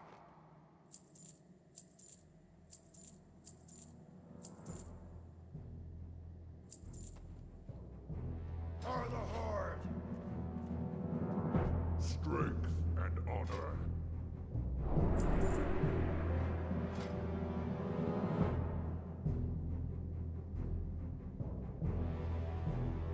Down.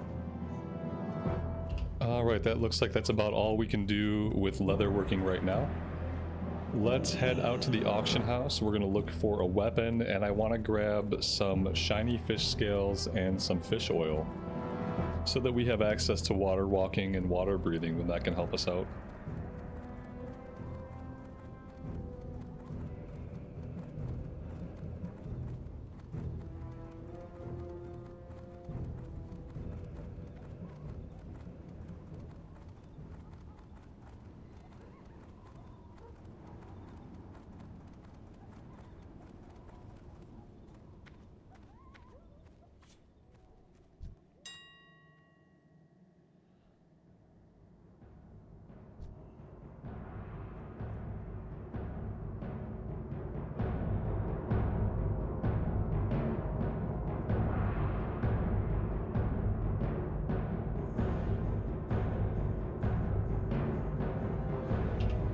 Man, it's 28 gold, but I might have to grab this.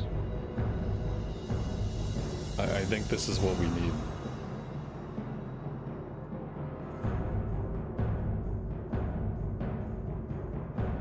It's either that or the Cobalt Crusher.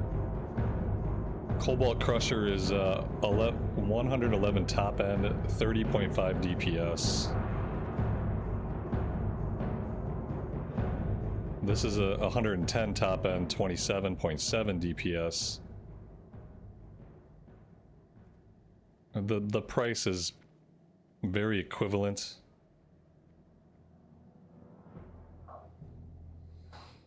I think I'm gonna do the axe. That way we're also leveling up our axe skill. I'm gonna do it. Yeah, I gotta get a new weapon. It might as well be a two-handed axe. I meant to look for fish oil and whatnot too. We'll do that. Oh man. This is probably going to be the last weapon that I can really afford to buy on the auction house and still end up having money for my mount at 40. Probably can't afford to keep spending money. There we go. And what are we looking at for weapon skill? I don't think we've used a two-handed... we have not used a two-handed axe at all. So it's going to be a long, painful road to get this thing skilled up, unfortunately. Better now than later, I guess.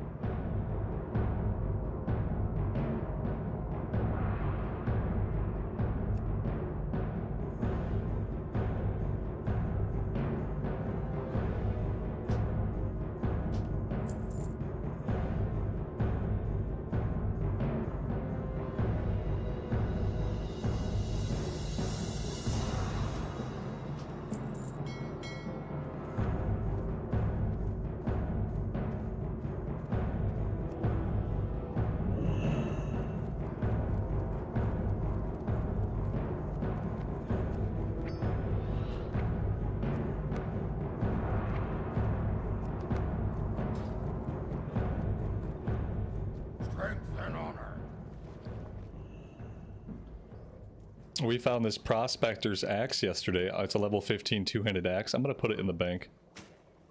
Maybe someday we do a horde side warrior or something and we want this. Farewell. Could be good for a Blood Elf Paladin down the road.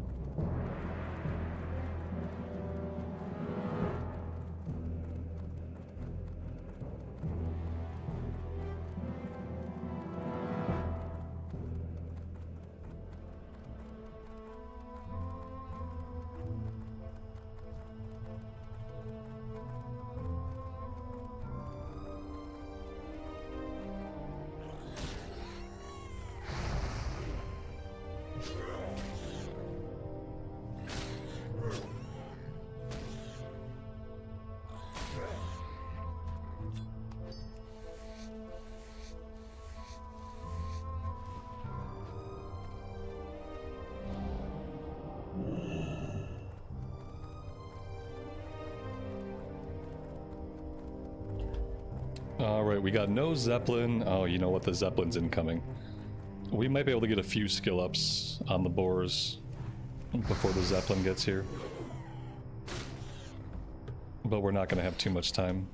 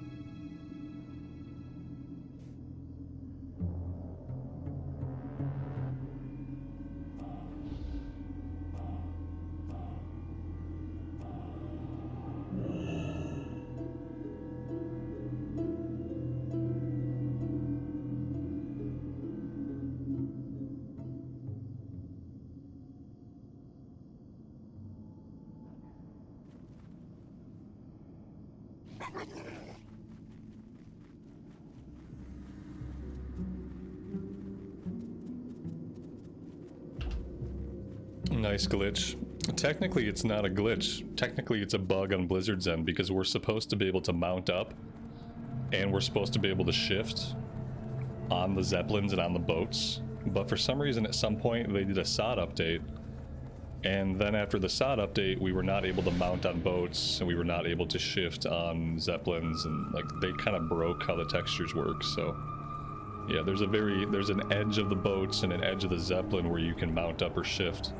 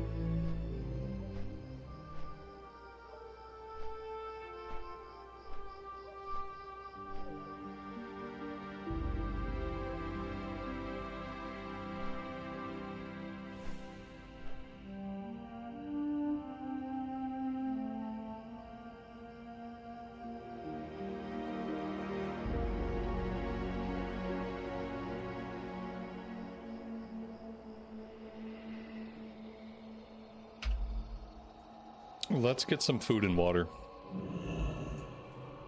since I still haven't done that. Then we are heading out to, well, the town of Hillsbrad, I guess. Gonna kill some peasants, loot some skulls. We have a couple of the named people we can go after.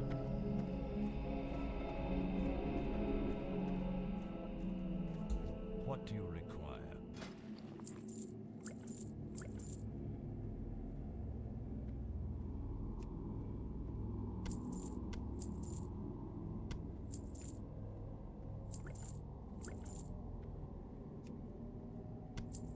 Trust no one.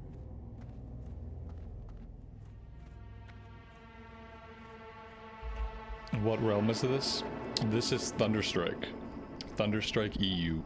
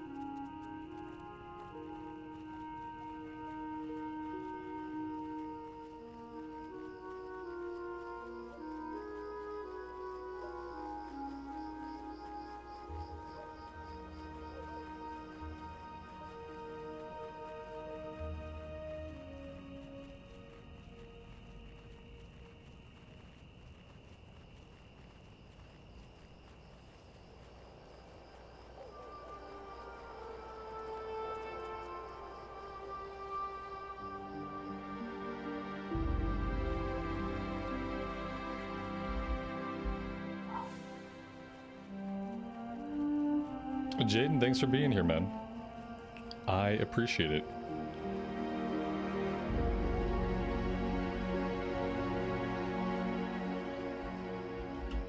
Is there a reason I'm not playing on the more populated realm? Which realm is that?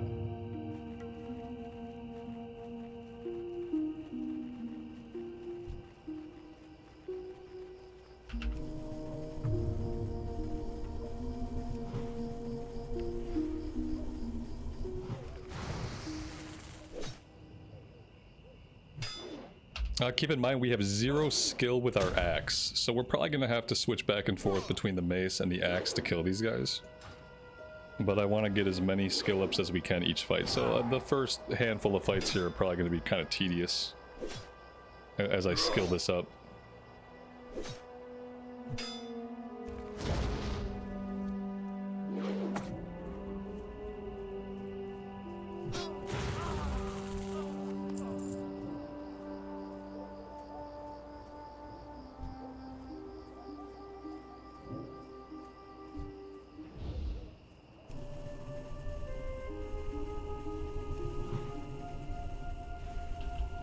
CNET, welcome to the stream, man.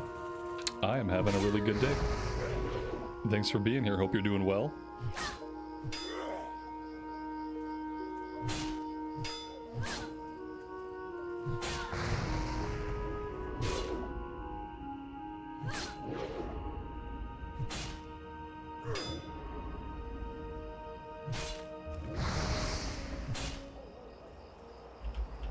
If I was reliant completely on my melee swings to kill people, then I probably would have to level it up on lower level enemies. But since some of my damage is also spell based, I don't really see the reason to worry about it.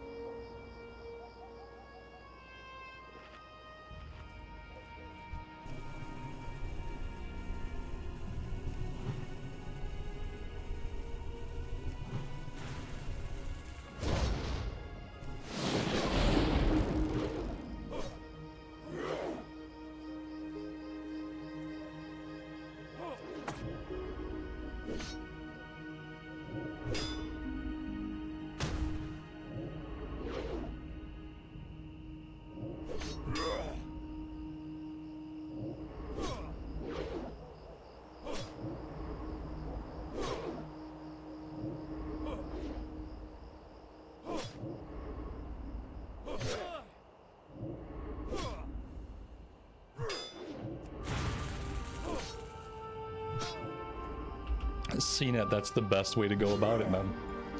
If it's not in a blue post, it's not real. No matter how many people say it is. Blue post or it didn't happen.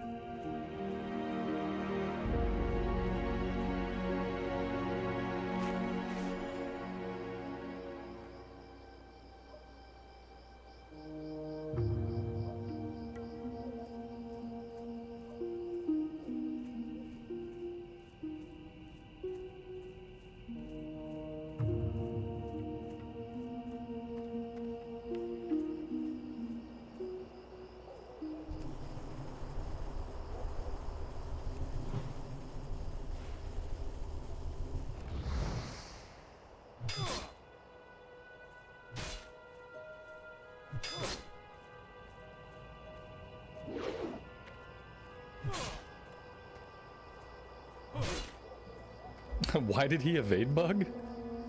What the hell is wrong with him? Why would he evade bug? I only moved him like 30 or 40 yards. 30 or 40 yards should not be a reason to evade bug and reset. It's very strange.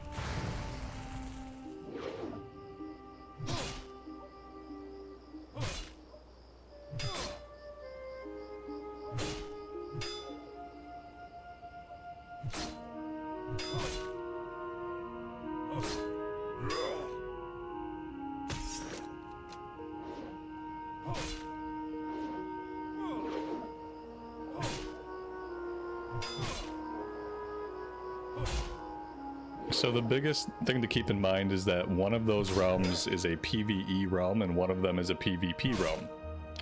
typically in World of Warcraft, PvP realms are more populated because lots of people like to play on them.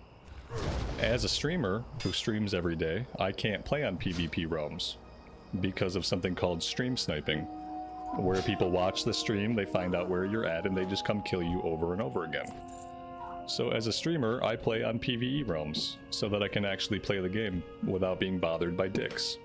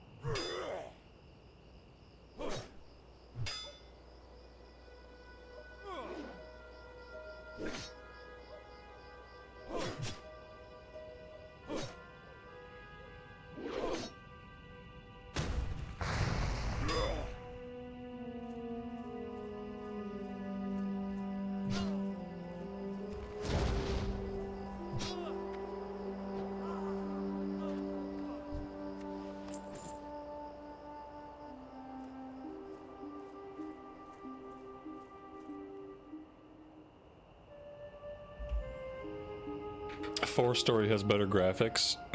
It's a 20-year-old game, dummy. If you don't like how it looks, then don't watch it and don't play it. It's pretty easy. But maybe you don't have better things to do with your time than make stupid comments about a game in a random stream.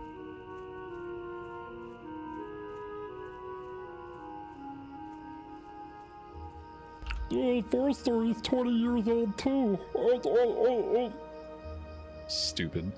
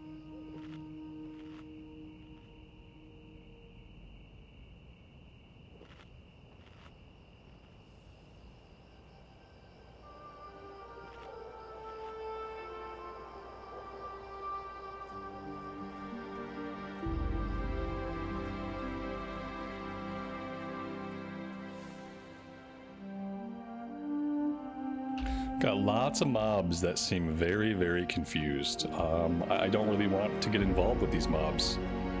They seem to be going after a mage. He is not doing very well. Like, what's going on with this? Oh my god, are these some of the mobs that I aggroed? Did they end up on his aggro chain? They must have. I think somehow this guy got onto our aggro chain and got a bunch of those guys that we had run from.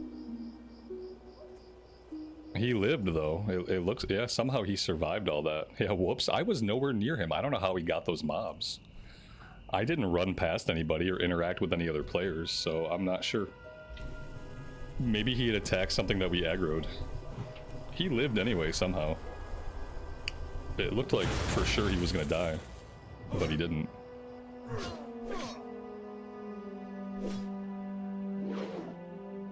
A perk which don't feed the trolls, man. Trolls be trolling, and it's all they know. And I'm way past trying to actually respond like a human being to these people. If you say something stupid, then you're gonna get met with stupidity as a response. Because it's really not worth the effort to try to engage with a troll as if they're a human.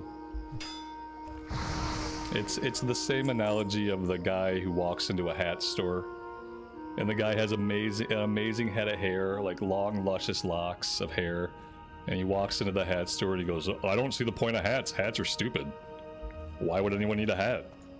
It's like, dude, just get the fuck out of the hat store and go somewhere else. It's really easy.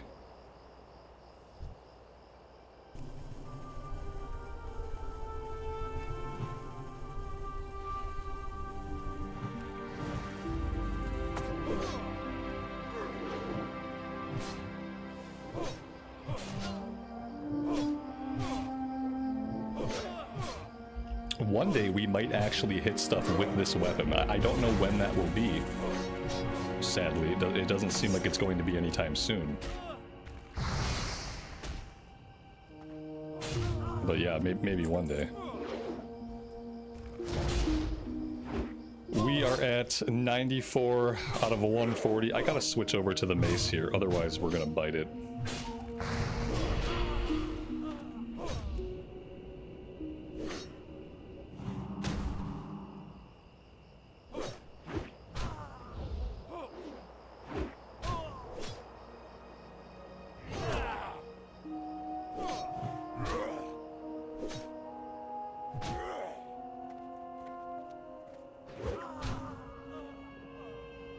Well, that was a close one.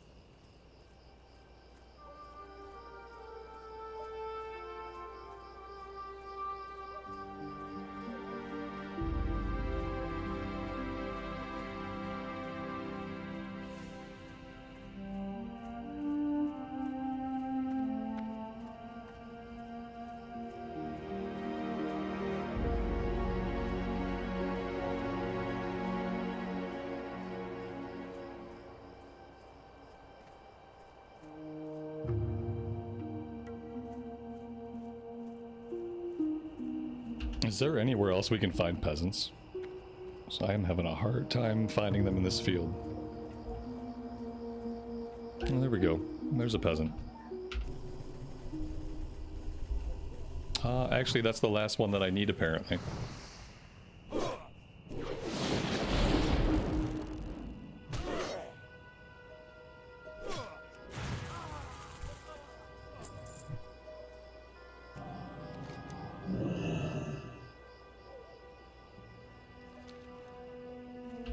We have to go poison the dog, unfortunately.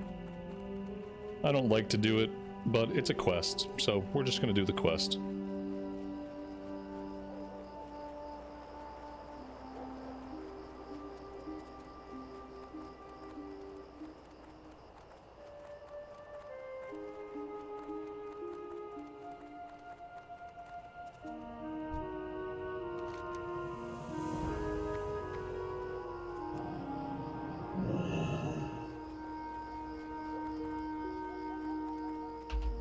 Kill the dog for extra XP? Really?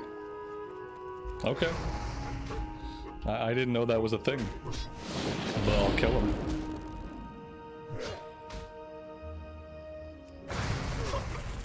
Yeah, I mean, that was 824 XP for one kill. So, definitely worth it. It's like the rest of the XP for the quest, basically.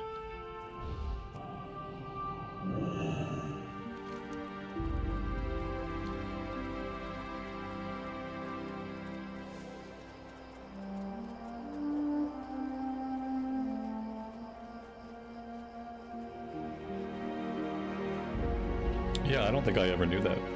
Ember, thank you for that.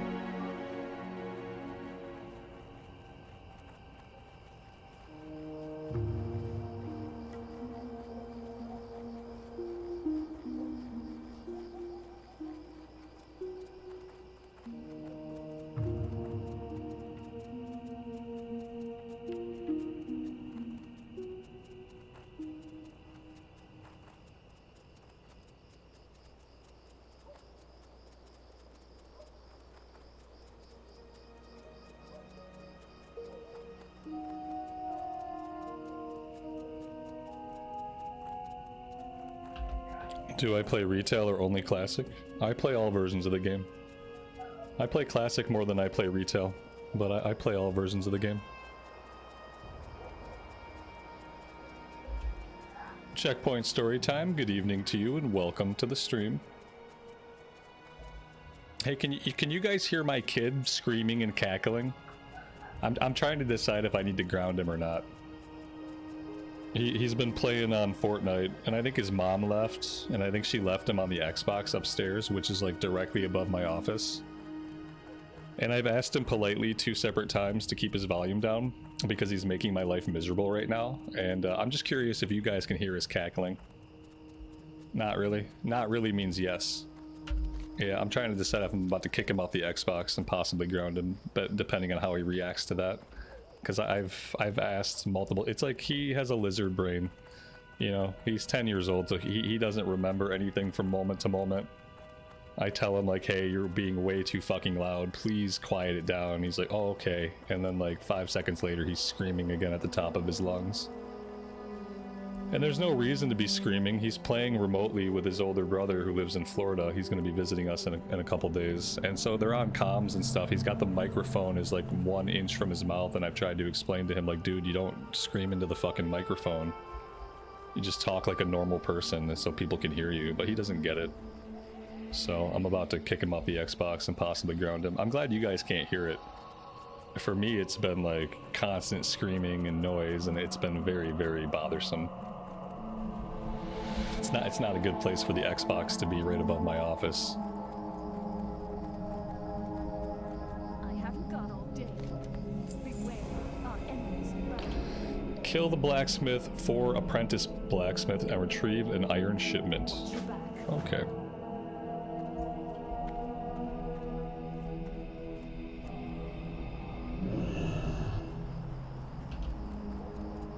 You're not snitching on him? Alright. Yeah, fair enough.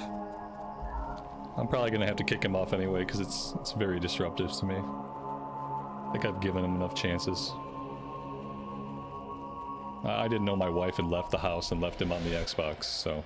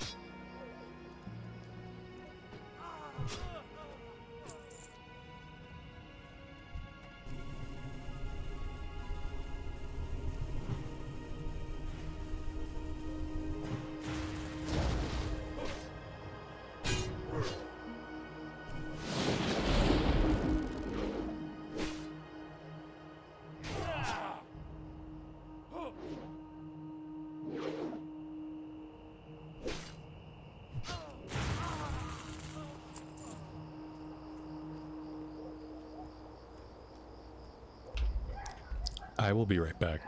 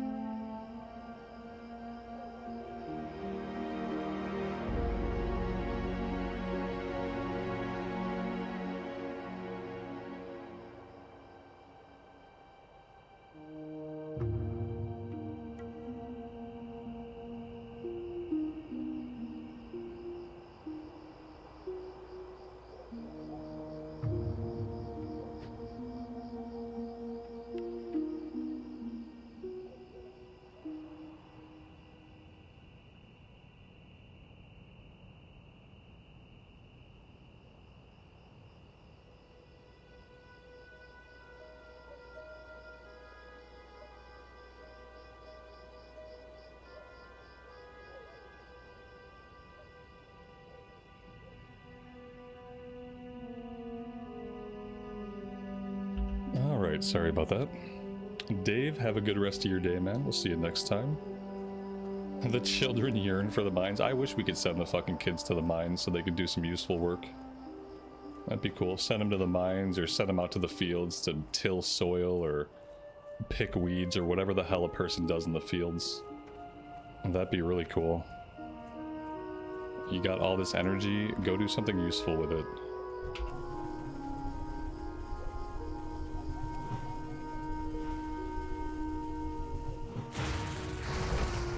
Is TBC anniversary confirmed? Yeah, TBC anniversary is confirmed. Spring of 2026. That's all we know.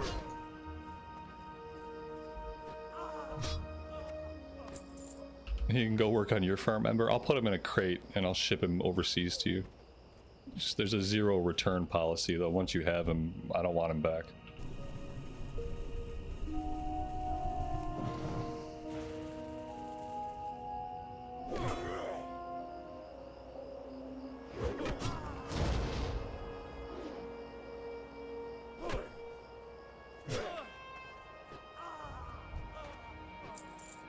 His mom wasn't gone, she was just tolerating the screaming. He's gonna go with her, I think, for the rest of the day. And that will solve my problem, and it will also keep him from being grounded. So it's a win-win.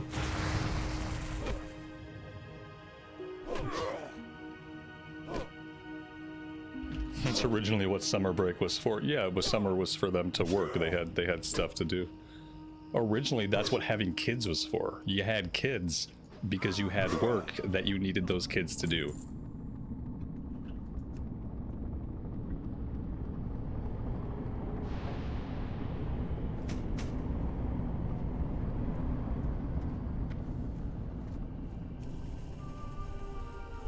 When they don't have anything useful to do, they just make noise and they destroy stuff.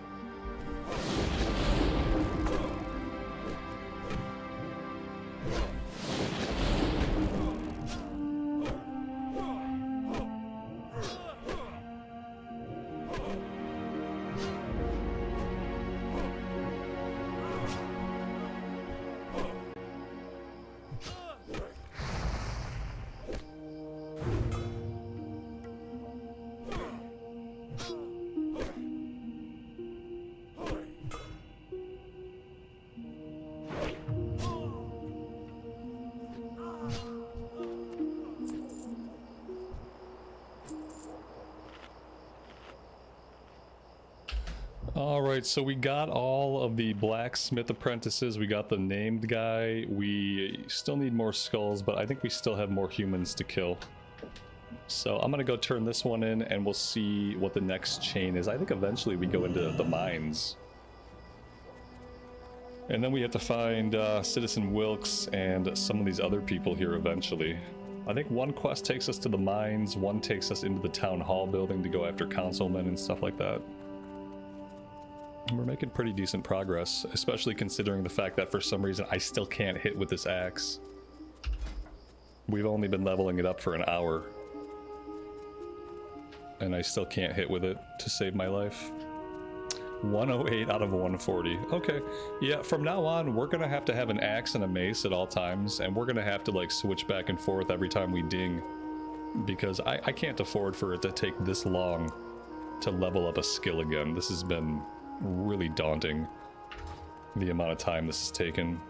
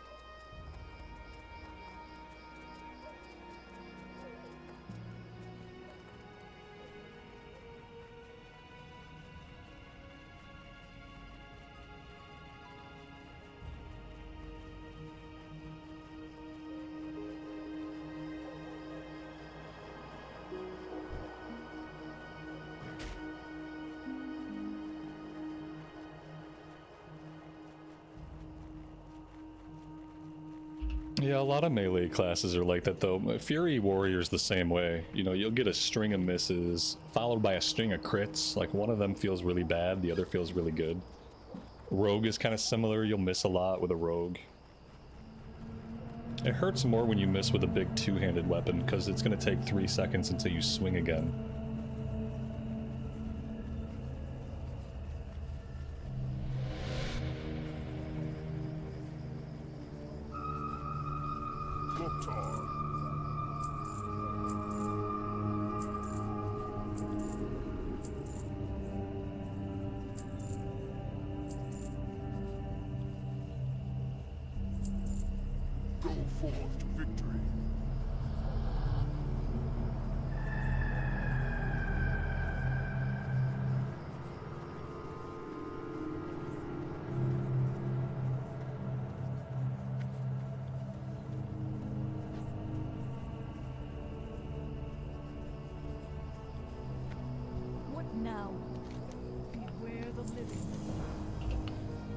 Okay, the next one is to kill Magistrate Burnside, 5 Hillsbrad councilmen, destroy the Hillsbrad proclamation, and steal the town registry. Goodbye. So for this one, we have to go into the town council building. That building is kind of a mess. I have gotten hardcore characters killed there. I lost a troll mage in this building back in the day. So we'll see. I mean, we're level 28, which is pretty good for this area. Maybe it won't be so bad.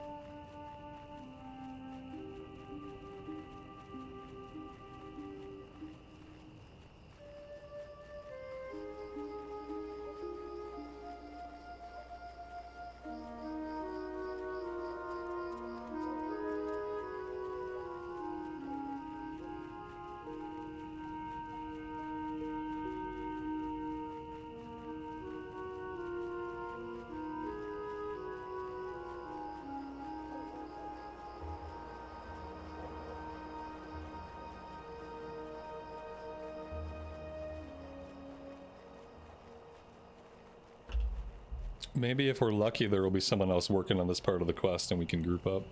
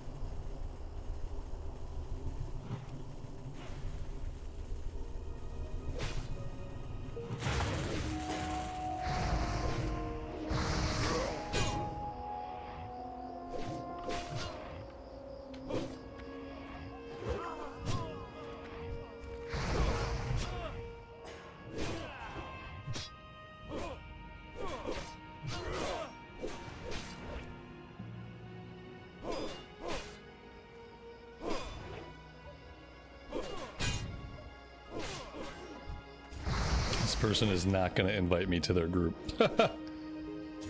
Ah, what a jerk. What a fucking jerk.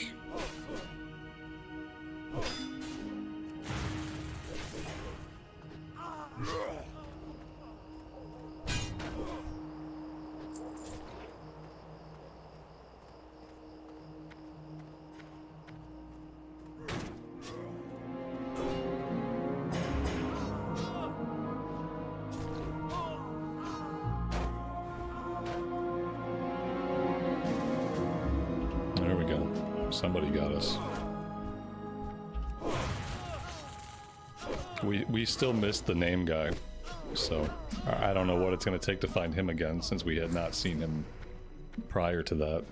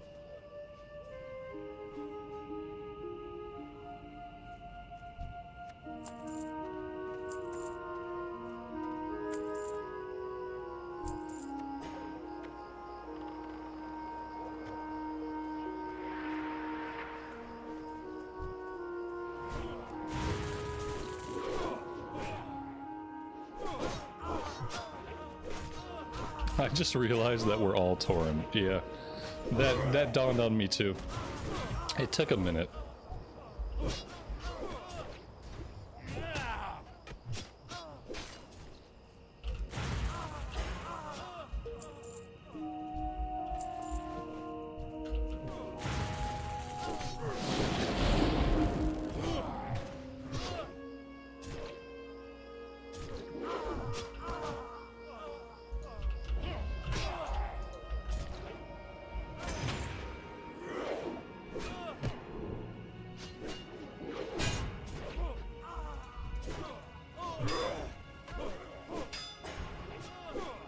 I really don't need all this. Yeah. We've got all the councilmen we need. We need Citizen Wilkes. That's what we really need. This guy's got 5 HP. Like, bro, what are you doing? Heal up. Jesus. Running around with 5 HP, like, that's okay. Wow, Esme, wow. I don't even know if that works phonetically. It works in text. I just don't think it works out loud.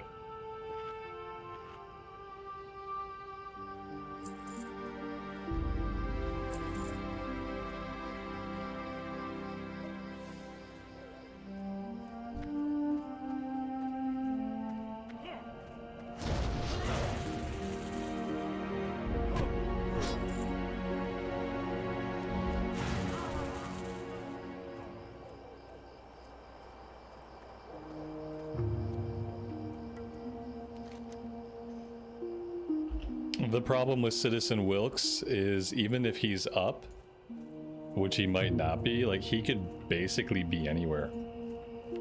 He patrols around this way, he patrols around this way, like, dude walks all over the place. It's gonna be really hard to find him. Usually you just come across him randomly while you're doing other quests. But there have been so many other people questing here today that we just haven't had the opportunity to kill him. We saw him one time and we couldn't get into the group soon enough to get the tag. So, I don't know.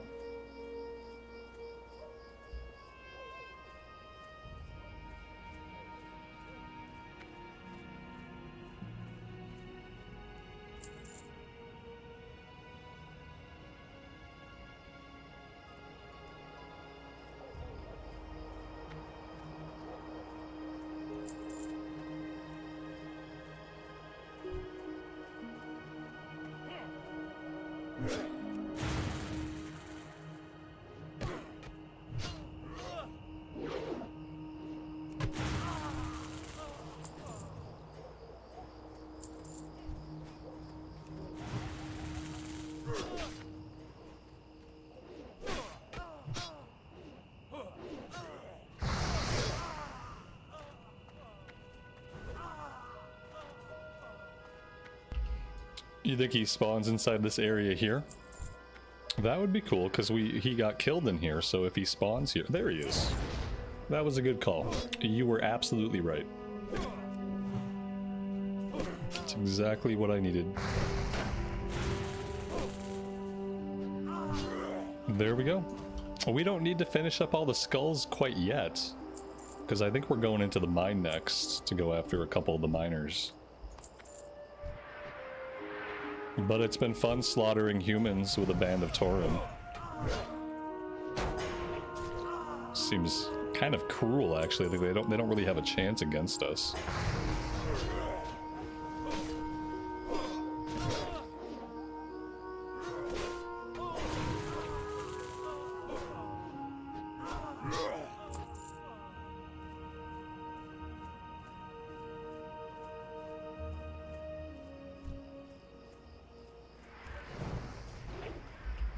It's revenge for all the hamburgers these bros have no doubt ate.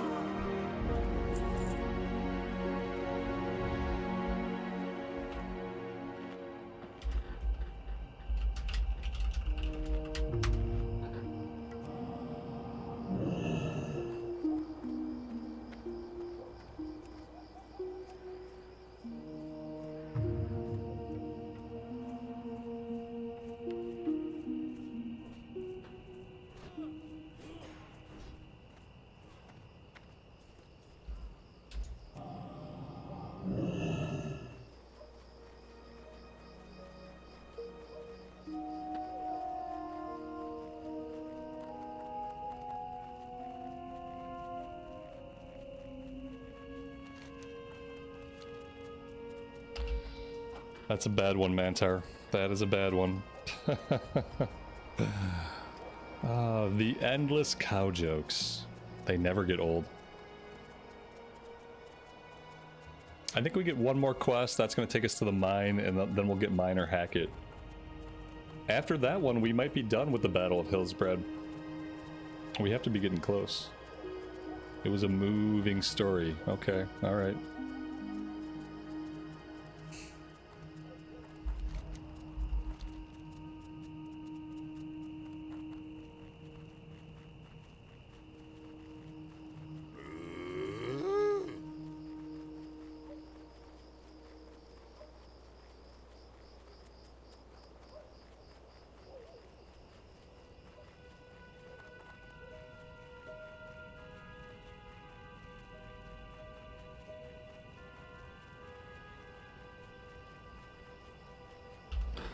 This is very amusing. Unbelievable. There are elite dwarves in my future. Oh, that's right, that's right. I don't know if we're gonna do the elite stuff. I'll try to find a group. It seems like nobody really does elite quests. I couldn't find anybody to do Pyrewood Village with. We ended up finding like a group already doing it. We got lucky. After trying to go in there solo, we found some people. But yeah, it seems hard to get people together to do elite stuff. I don't really know why. Do I have a beef with cow jokes?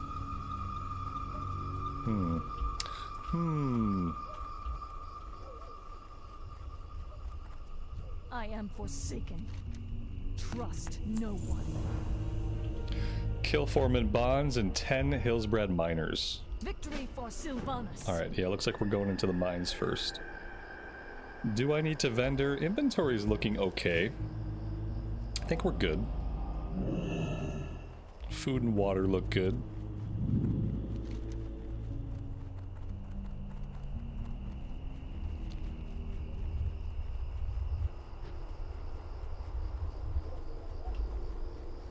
The add-on changing the quest boxes is called Dialogue UI.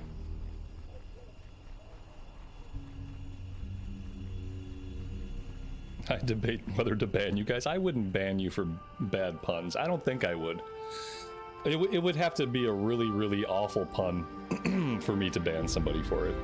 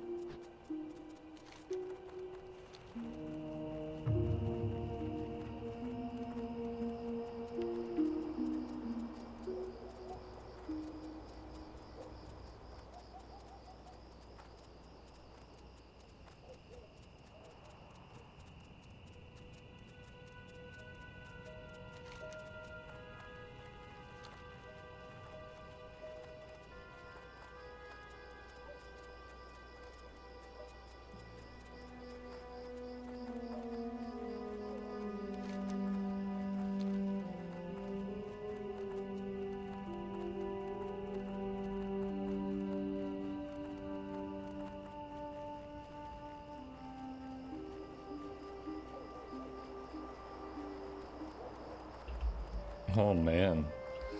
It doesn't stop, does it? Once you guys get going, you just really get on a roll. It's pretty incredible. I applaud the tenacity.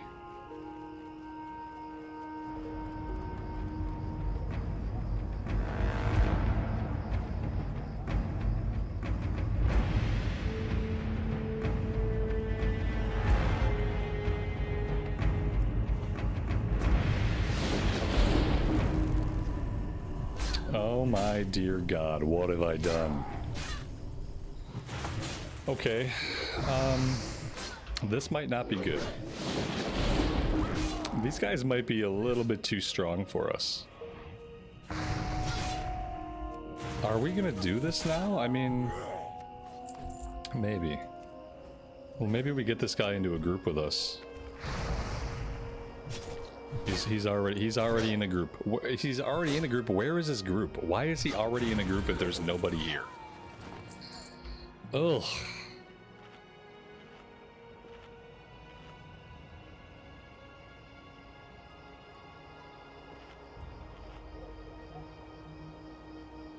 I'm gonna try to get this one done. But these mobs are getting kind of tough. Without a world buff, I'm at a disadvantage.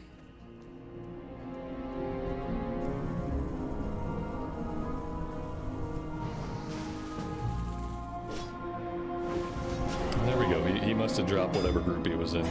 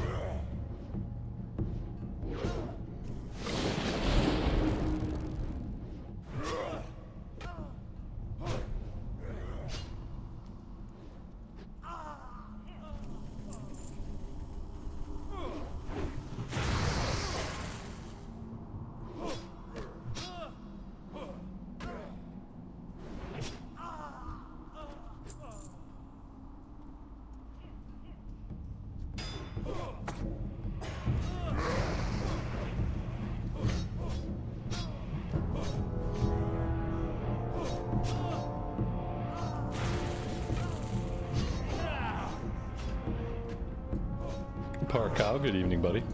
You're never late. I appreciate that you're here when you can be. Hope you're having a good one.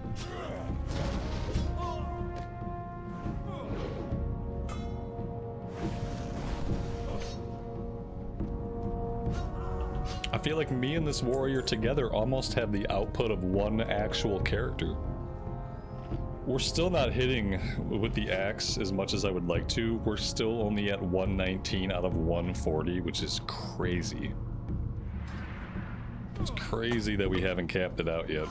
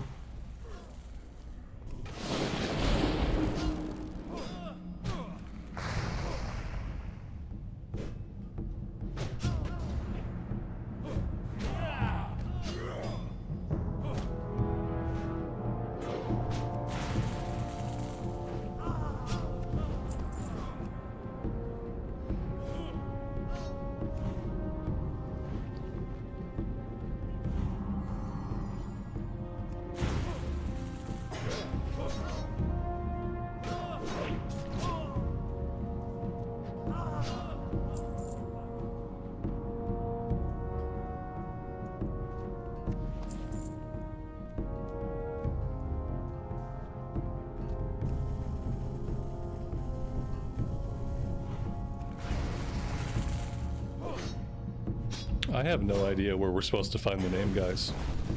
Somewhere in here there are two different named guys, and we have not come across either one of them.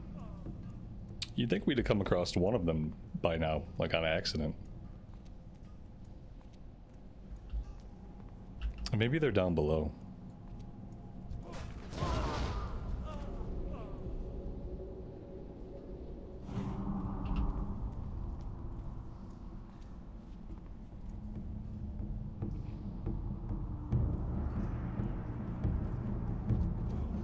Oh, here's the body. That's cool. Okay, let's not overpull here. So it looks like we're waiting on respawns.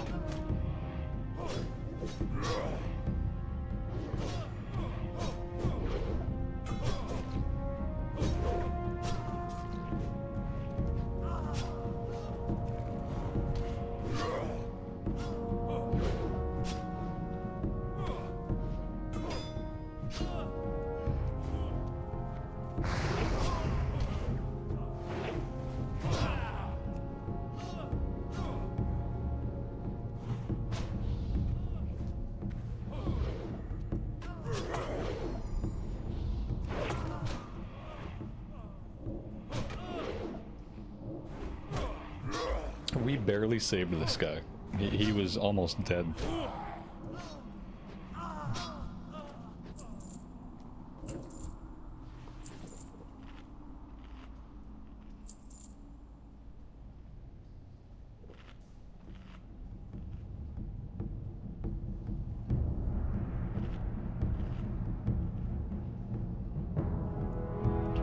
So where's the other guy at? One guy spawns on the stage, and there should be one other guy somewhere. If he moves around, very slim chance that we ever find him.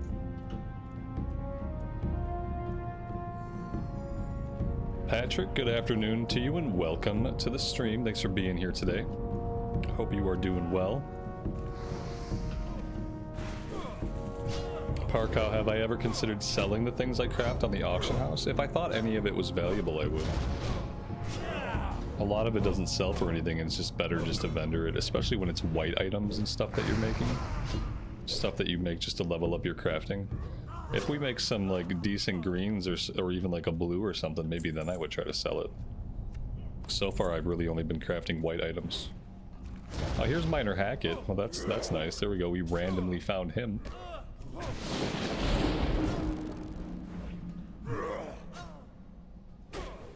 And now we just gotta wait for the other guy to respawn.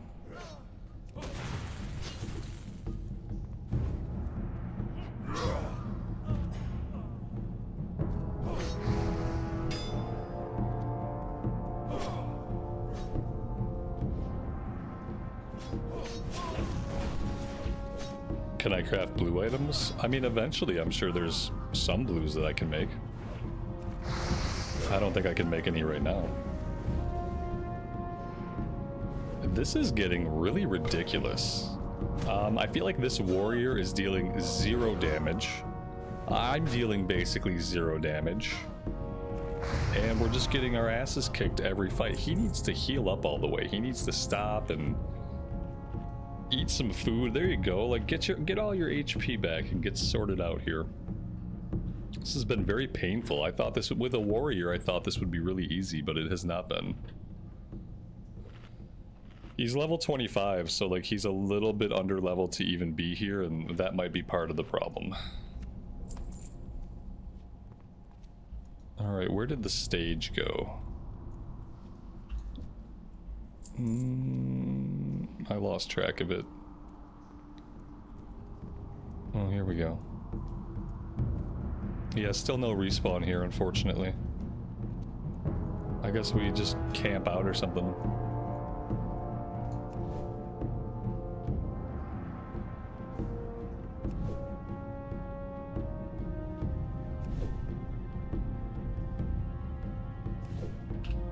Yeah, I didn't even want to be in here at level 28 by myself, so thinking about trying to do this at level 25 is very daunting. It's not a good idea.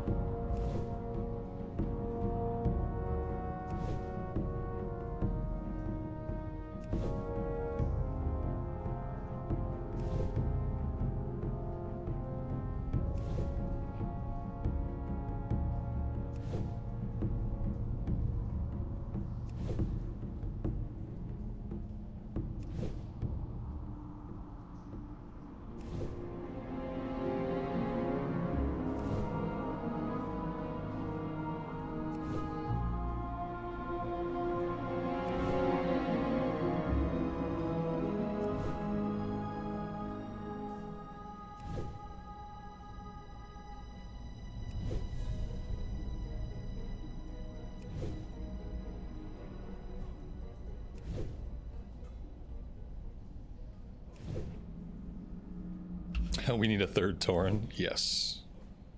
From now on, we can only group with Tauren.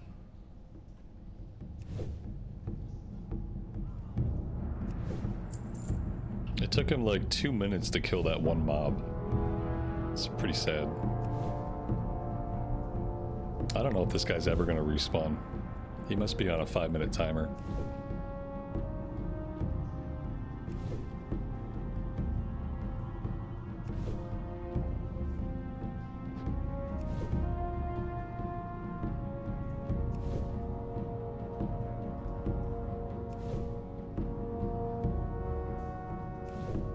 Well, we have basically capped out first aid.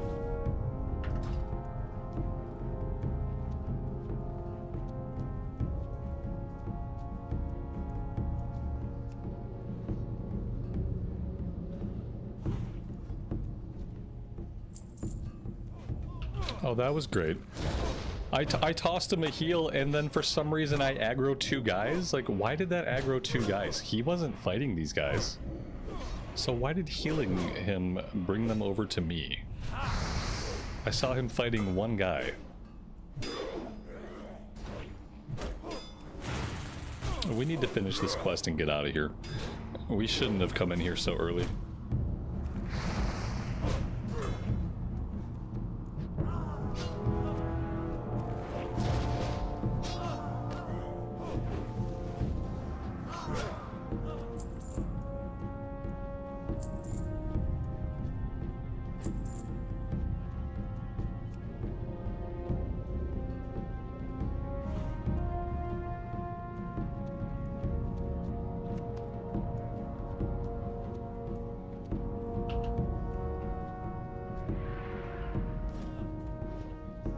I've got to tag this guy before somebody else tags him. I can't afford to wait.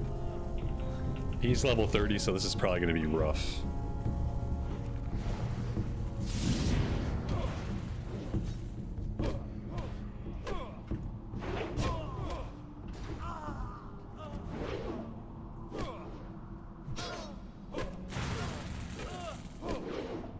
Oh my god.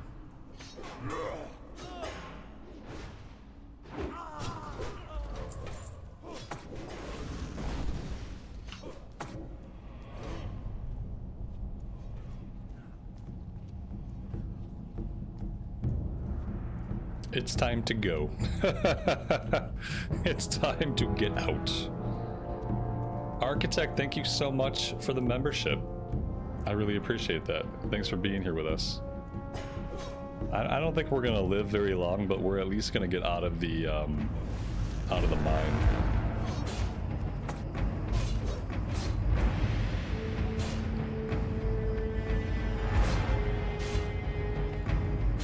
Yeah, this is looking pretty grim for us. Looking pretty grim. Our buddy's dead. Quick move. I should boot you. Now is not the time for these puns. Oh god, are they still chasing me? I have nowhere to go. Oh my god, they dropped. Oh, I'm so lucky. Oh man.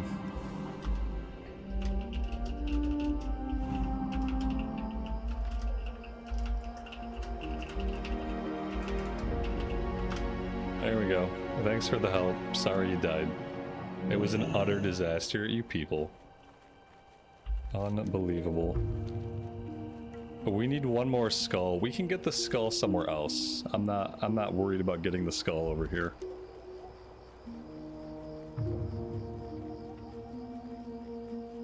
That's all we need, right? Yeah, we need one more human skull. Everything else is accounted for.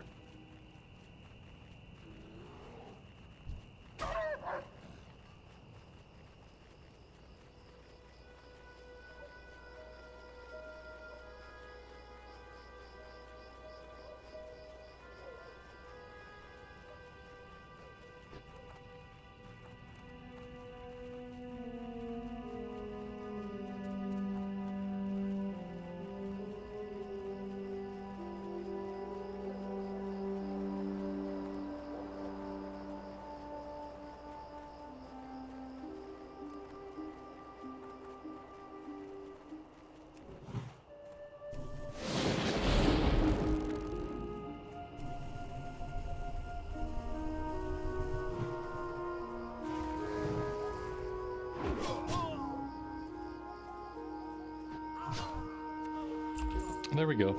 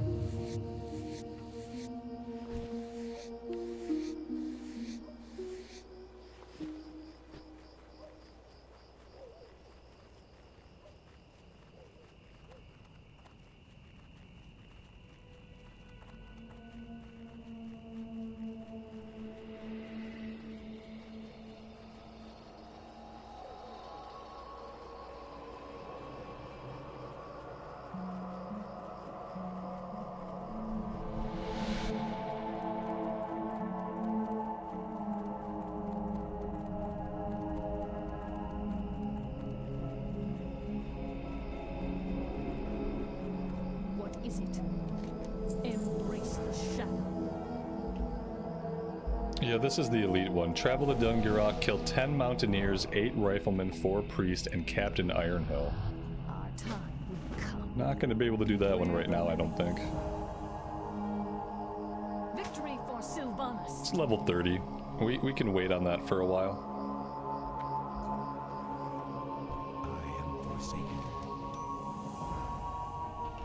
Let's go get the Mud Snout Blossoms for this level 28 one, Elixir of Agony. We could probably do that before we get out of here. And I have to think about where we're going to quest next. We can do more Ashenvale stuff. There's probably some stuff in Stone Talon we could do.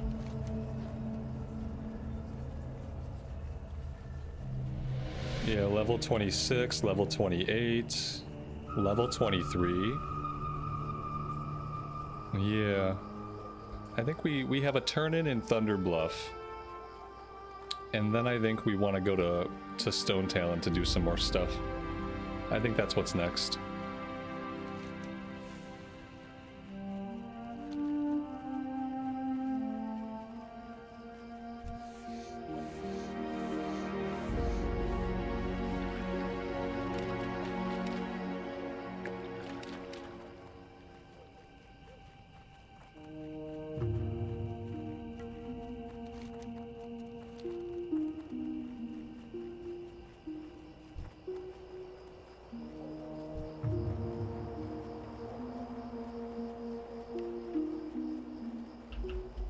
SH, thank you for being here and hanging out with us. I appreciate that.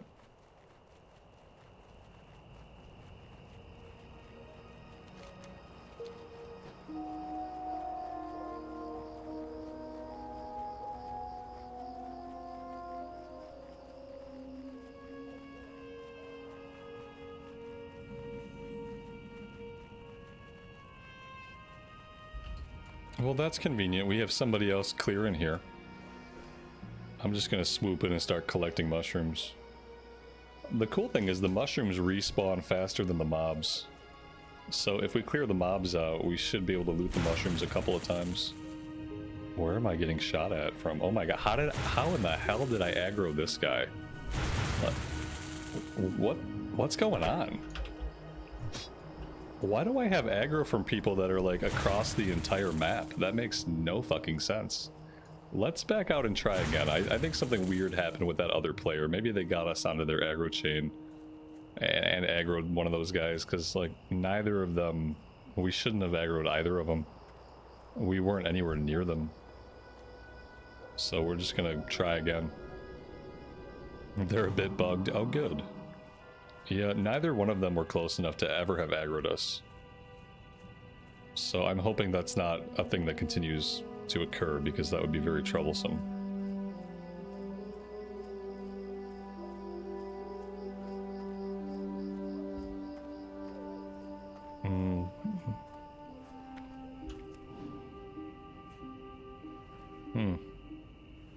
I don't remember having problems here in the past. I guess I should just fight them from a long way off.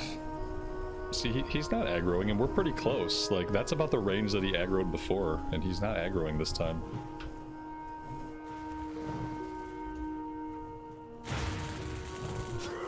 Oh, this guy aggroed. Oh my god. Oh, this place sucks.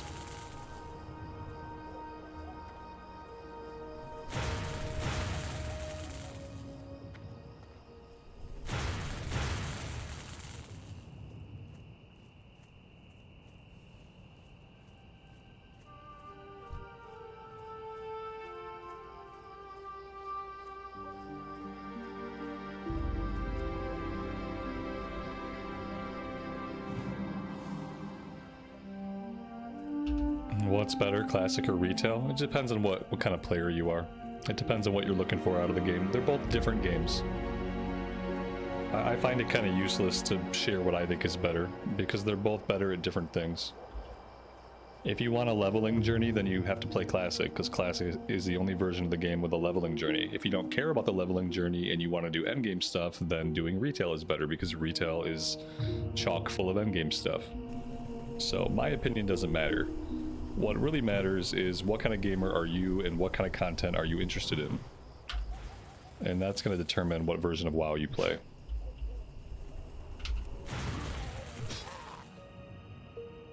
I play all versions, and I like different things about each version, so to me it's not about one of them being a better game.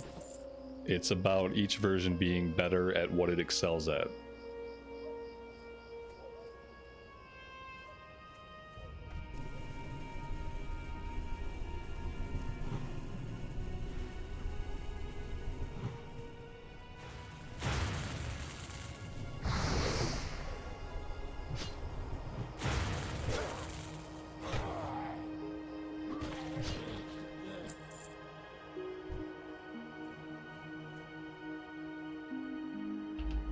Am I planning to play Mob Classic? Yeah. I'm gonna stream on a Blood Elf Paladin, and I'm gonna do a recorded series on an Alliance Shaman where I read all the quests.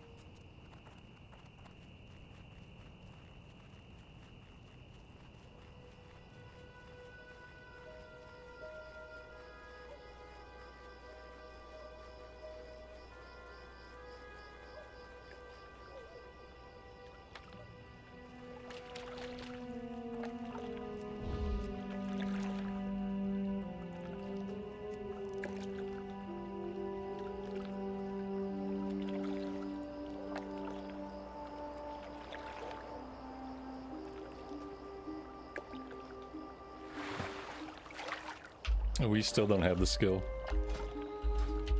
We still don't have the skill to fish here. Let's try night crawlers. Maybe night crawlers will give us the skill to fish here. It'd be nice if we could fish here.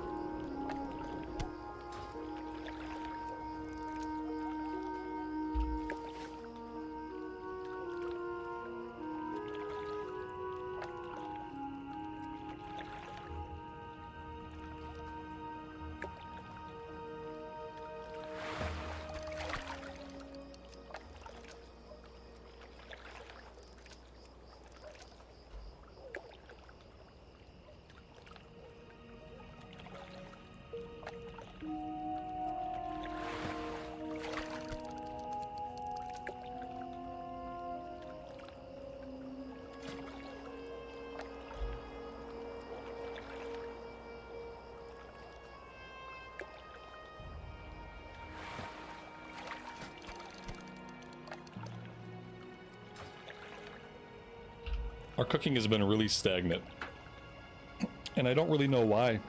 Typically, I'm able to level up cooking without a problem. But on this character, I'm just not killing the right types of animals, and I just don't have the right types of recipes. So if we can fish up a lot of sagefish, that could go a long way. Dragon's Bane, happy Friday, man. Welcome to the stream. Thanks for being here.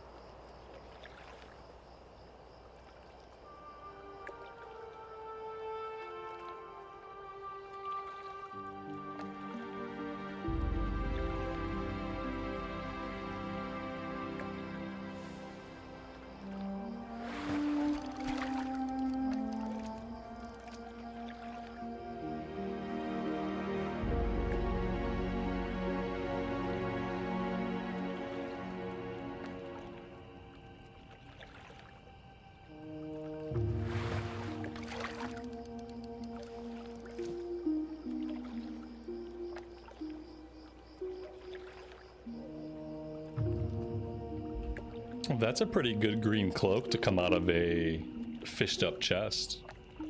4 stamina, 4 strength cloak. Very cool. That might be one of the best items that I've ever fished up.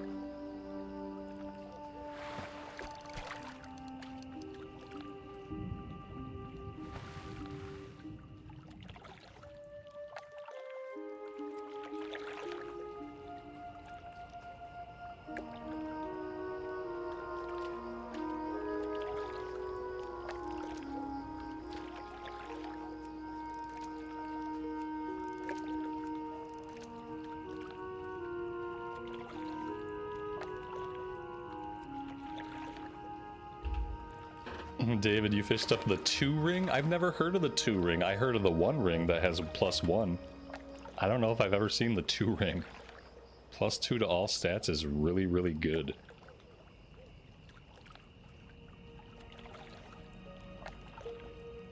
The description is slightly better than the 1 ring. Fair enough.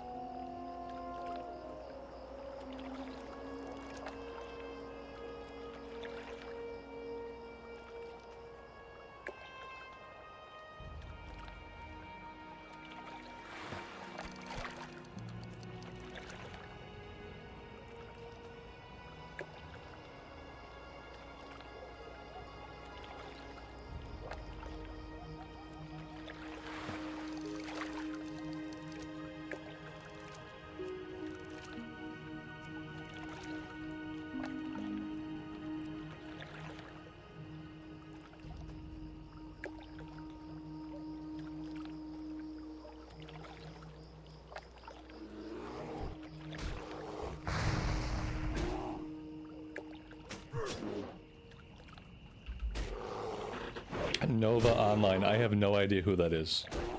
But I don't watch a lot of streamers, so... But, you know, there's a lot of bald white guys with glasses and beards. All the time I get told that I look like somebody that somebody knows or somebody knew once. Because I'm just a white guy with glasses and a beard. There's lots of us.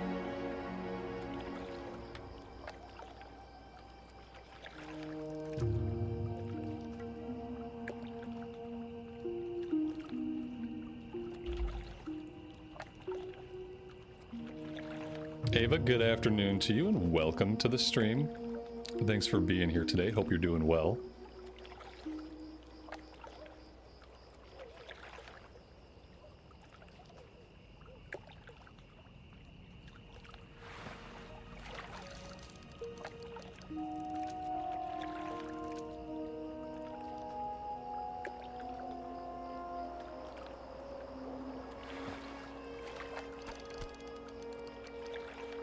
See, I told you there's lots of us out there.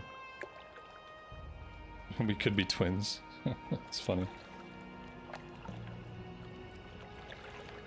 Yeah, supposedly I have lots of doppelgangers out there.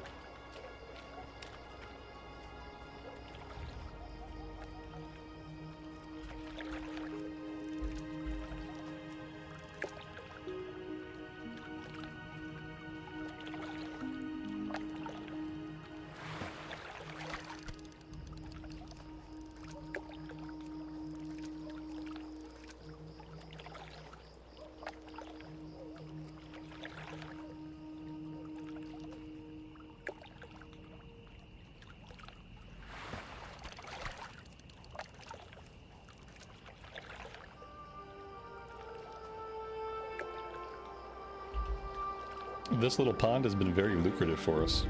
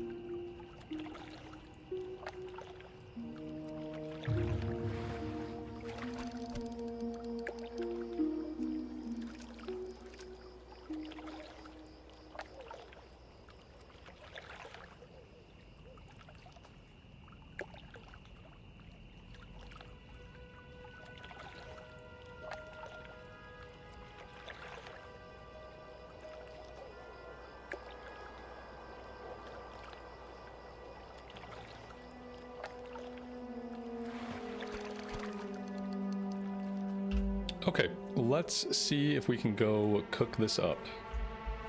I think we need mild spices. We got 15 fish. We'll get 15 mild spices. And we will cook.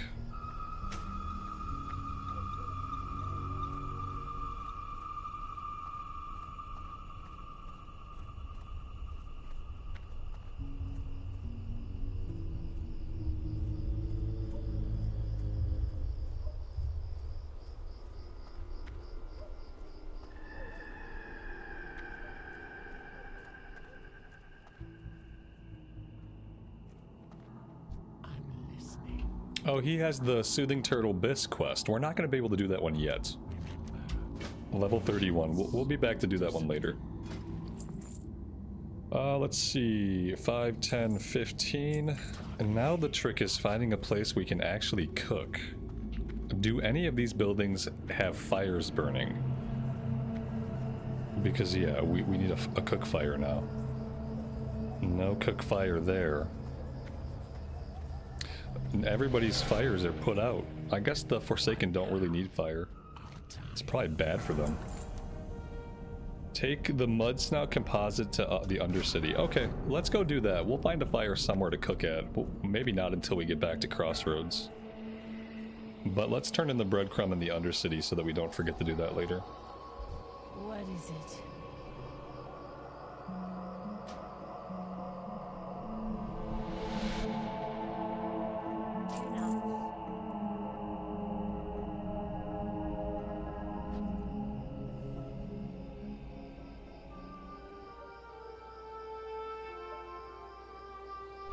That's right, there's a trainer by the Undercity Bank. That's probably what we'll do. It's right by the flight point.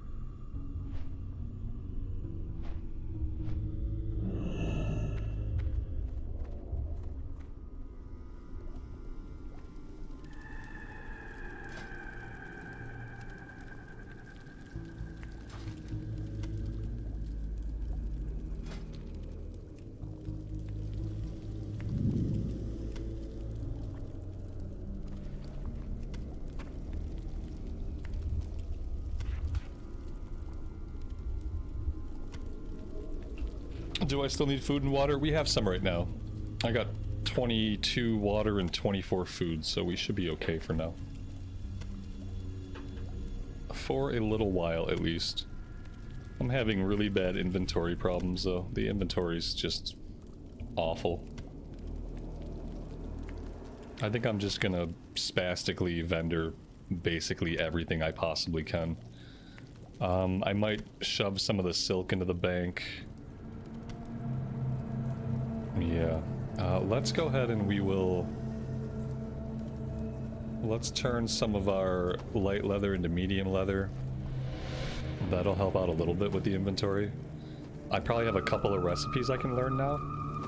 We can learn the bristle whisker catfish recipe and get that out of the inventory.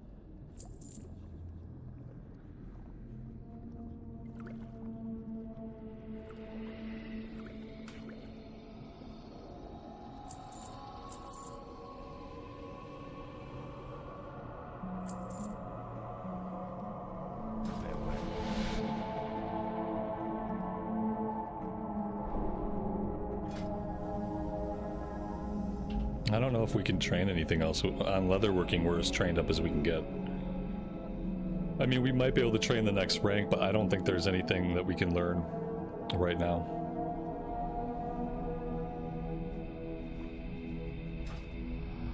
I'm gonna take us back. Actually, you know what? We have that breadcrumb to turn in. Let's head to the apothecary. We can stop by the leatherworking person and see. They might be able to get us up to 225. But I don't think they have any new patterns for us.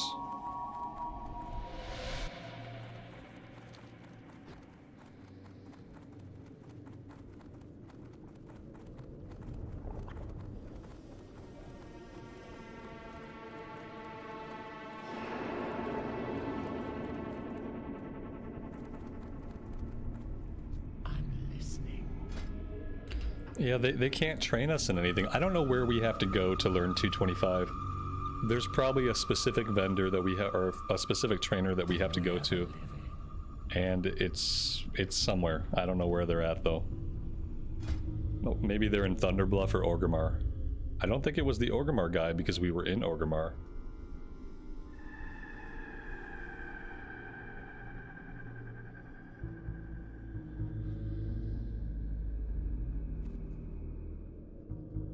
It's Thunderbluff? Okay.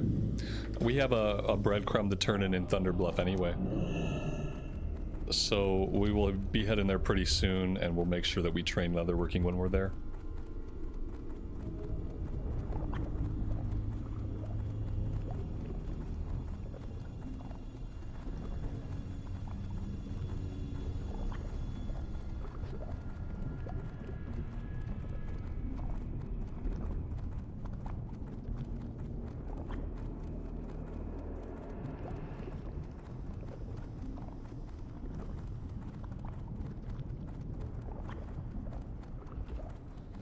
Blizzard opened the AQ raids by accident? How did they do that? You mean as in they didn't finish, like wait for the event to finish for the gates to open? They just accidentally opened the instance? Doesn't surprise me.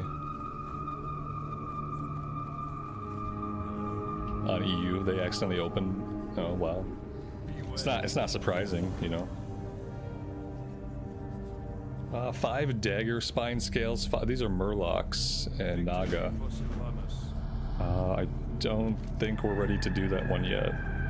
No, that's level 30, so we'll come back and do that whenever we go back to do the Turtle Bisque quest. Alright, with that done, I think we can hearth out of here. Let's go back to Crossroads, and I'm going to put us on a flight over to Thunderbluff.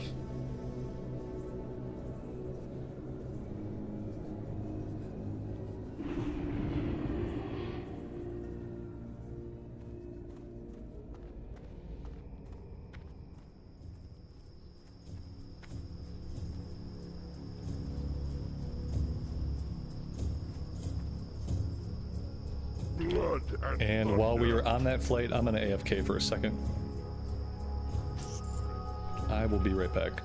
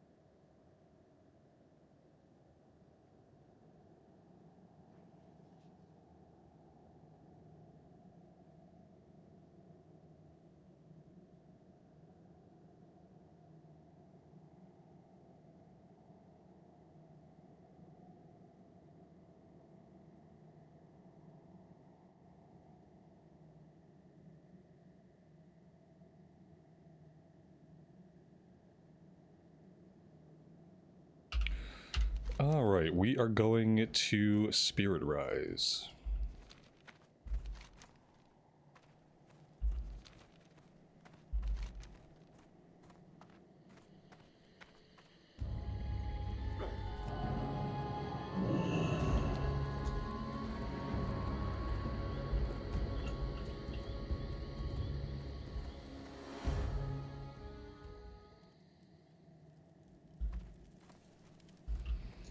Here we go. Here's the Artisan Leatherworker.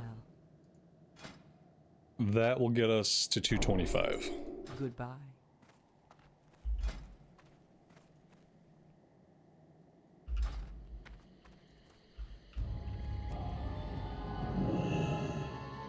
Kettlebell Chris, good afternoon to you and welcome to the stream. Hope you are doing well today.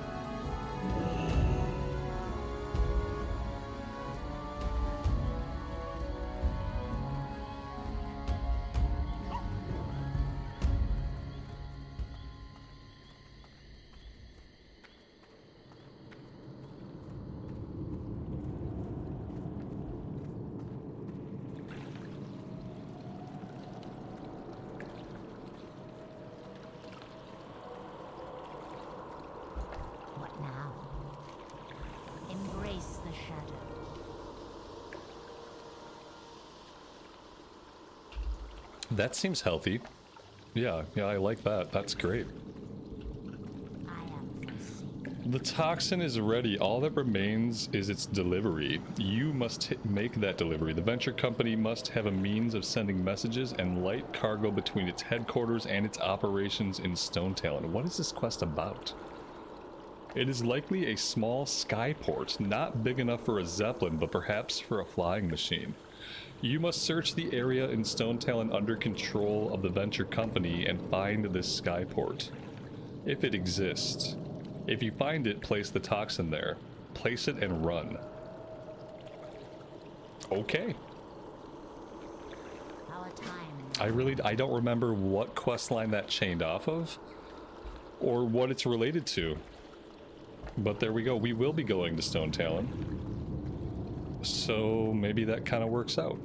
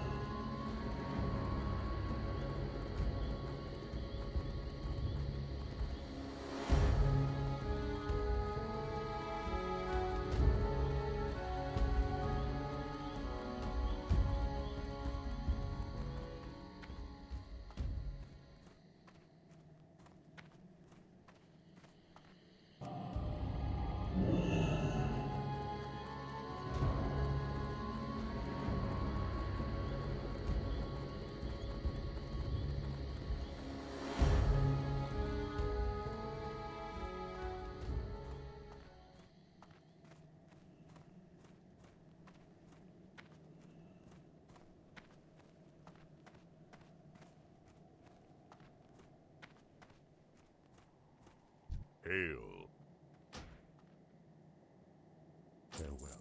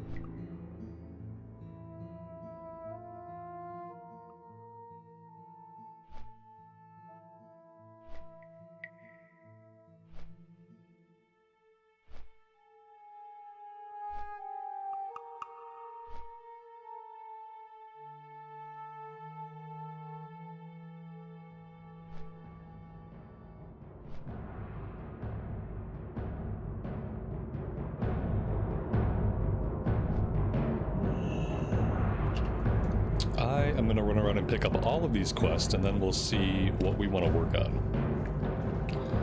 Level 25, Cenarius's Legacy. Kill 4 sons of Cenarius, 4 daughters of Cenarius, or botanist. Okay.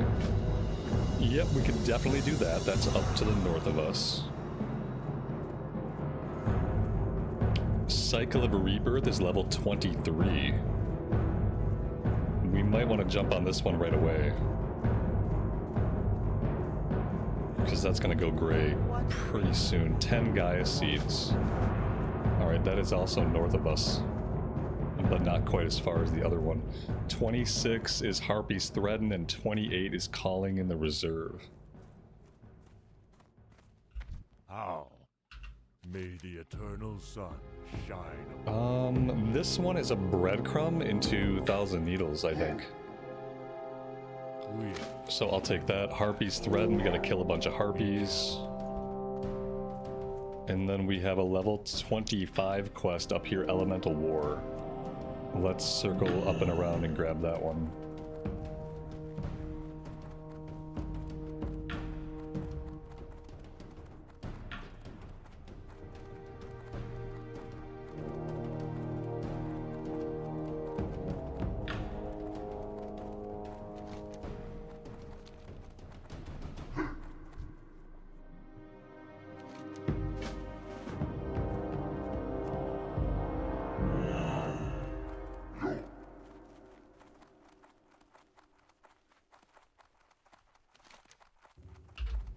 We're gonna go up here first and we'll do the Gaia seeds. I want to get that turned in before we do anything else, because if we hit level 29, I'm kind of worried that one might go gray. I'm hoping the follow-up will be at least level 24 so we don't lose it.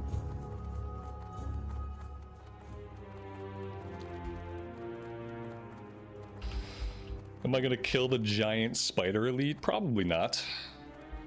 Probably not. Typically, I either kill it when I'm in that area looking for the other spiders, or I don't bother with it. You need like 3 people to do it safely.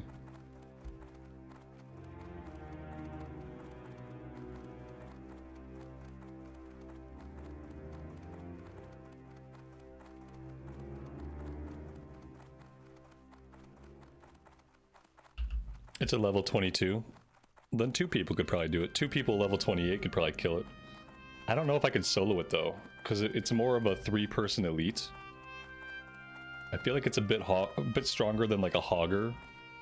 So even though we're a little ways above it, I still don't think I could solo it.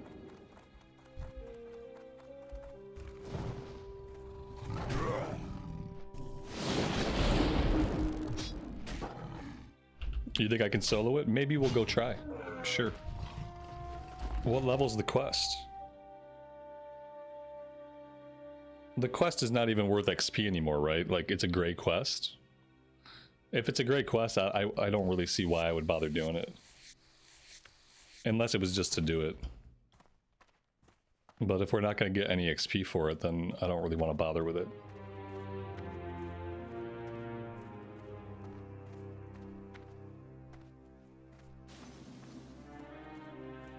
We are looking for little acorn things on the ground. Well, they look kind of like acorns, I guess.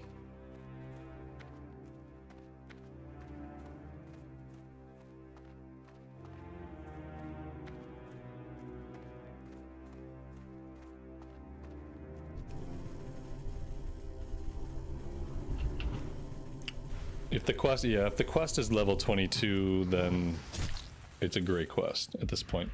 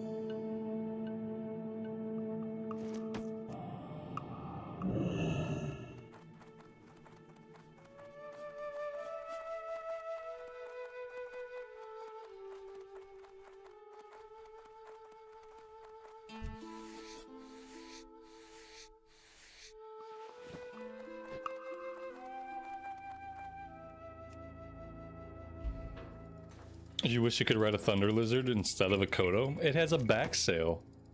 Like, how would you get the equipment on it and sit on it with its back sail? You'd have to like surgically remove one of its fins. That sounds painful. Yeah, I don't know how you get a saddle on it.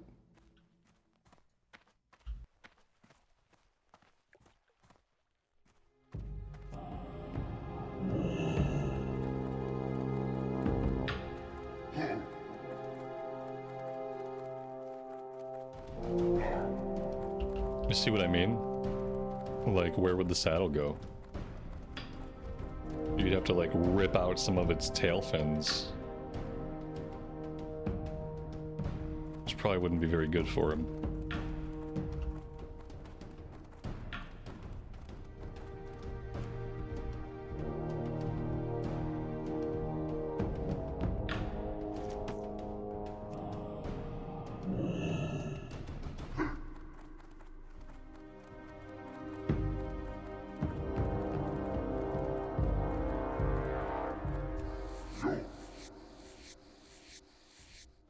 Put a basket on his tail and hop in.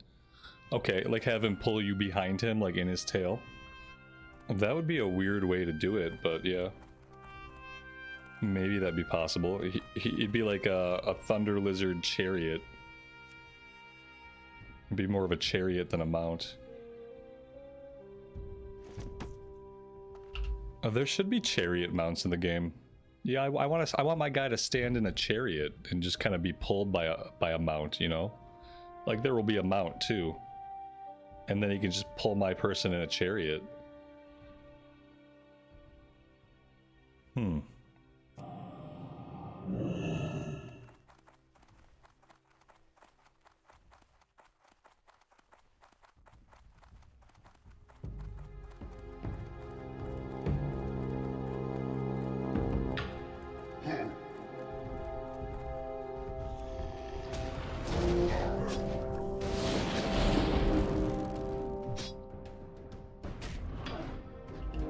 Yeah, obviously the chariot would be fully customizable. You can customize your deck, you can customize the wheels, the rims, the spikes that go on the wheels. You can customize like the reins that you hold on to. Yeah, it'd be obviously fully customizable, and you'd of course have to do world content to find new parts for your chariot.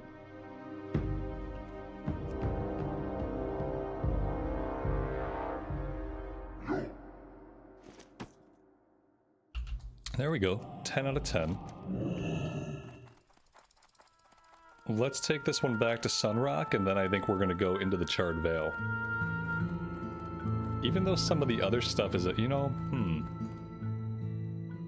do we want to go do this one first? I don't think so. Let's go turn this in. It's a little bit of running back and forth, but I want to get the follow-up for this, and I want to check what level the follow-up is before we really do anything else.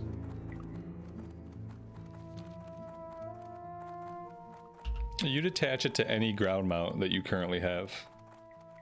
That's how the animal pulling it would work. You would just attach the chariot to any mount that you own. It would have to be a ground mount.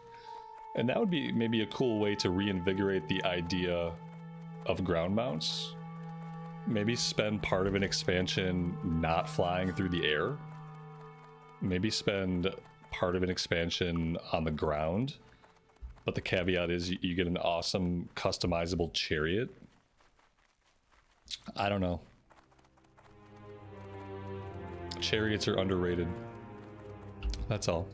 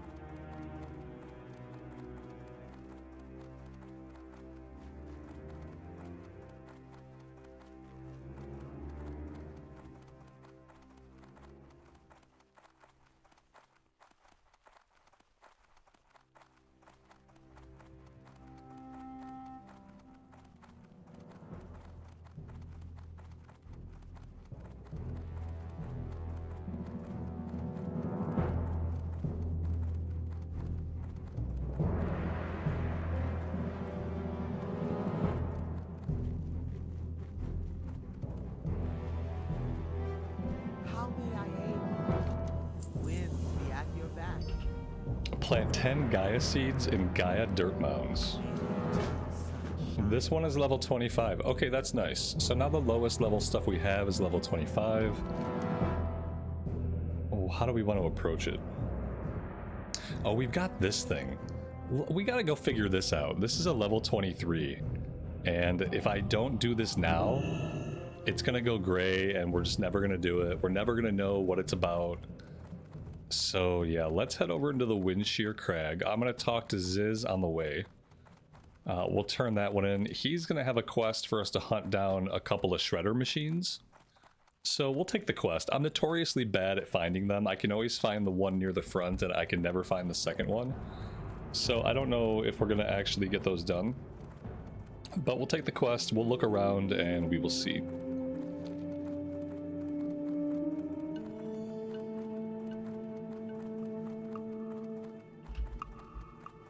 Eric, good afternoon to you and welcome to the stream. Thanks for being here today. Chris, good evening and welcome. Nick, I died there on an undead in hardcore, really? I mean, I believe it. I lost a lot of hardcore characters.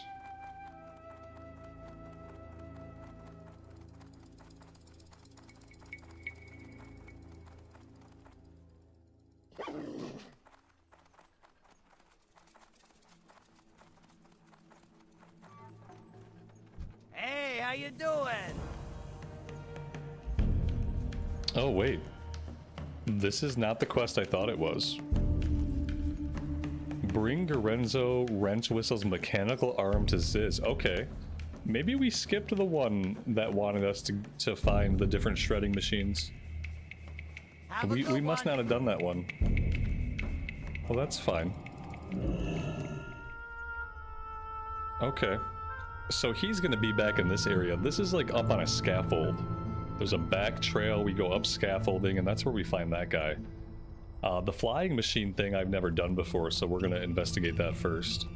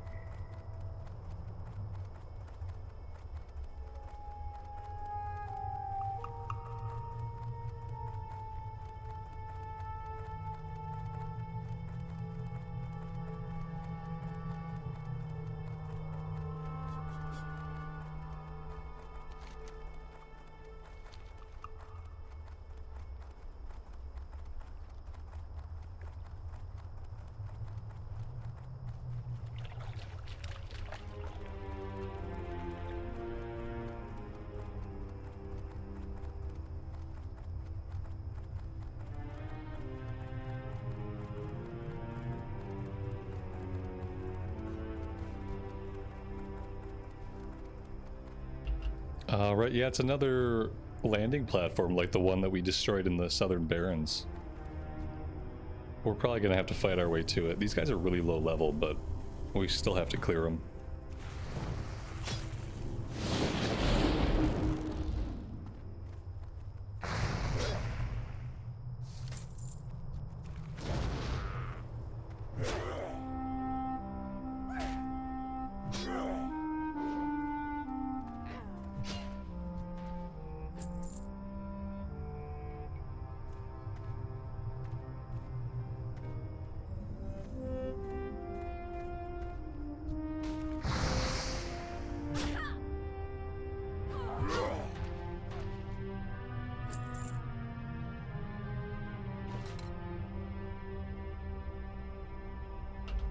Okay, there we go. Now I'm assuming we have to go back to Thunderbluff to turn that one in. Return to Apothecary Zama. Yeah, okay.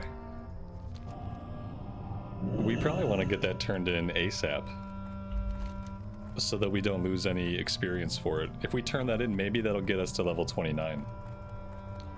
That would be perfect.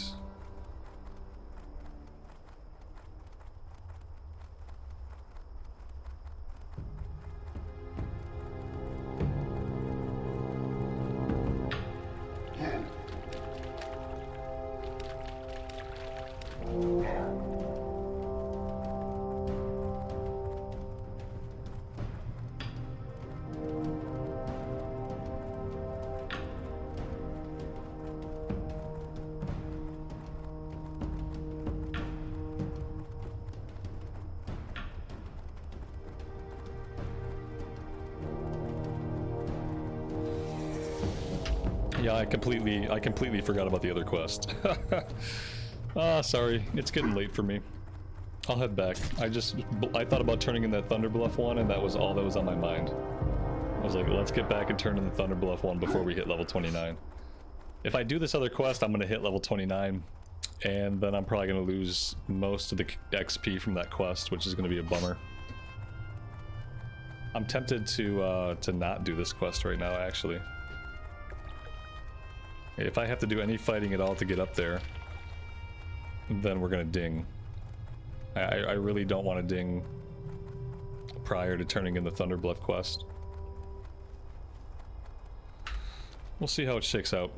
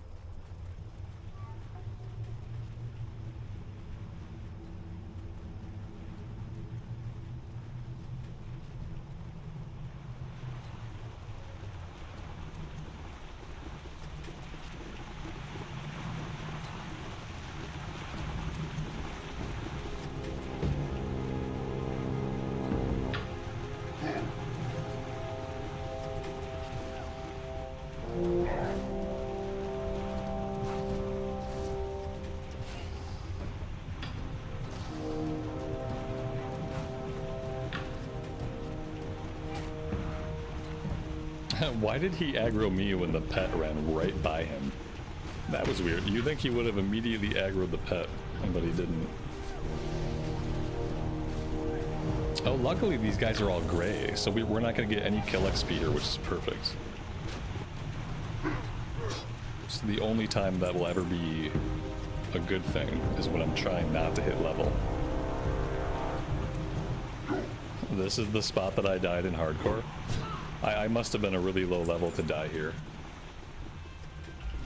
And yeah, I probably shouldn't have been here. I don't remember that death. And I feel like I remember most of my deaths, but I don't remember that one. Did that hunter just jump down and like miss the platform? Is that what happened? I guess if he hit water, he's probably fine. It sucks that they have ads that are basically like regular mobs. That's a pain.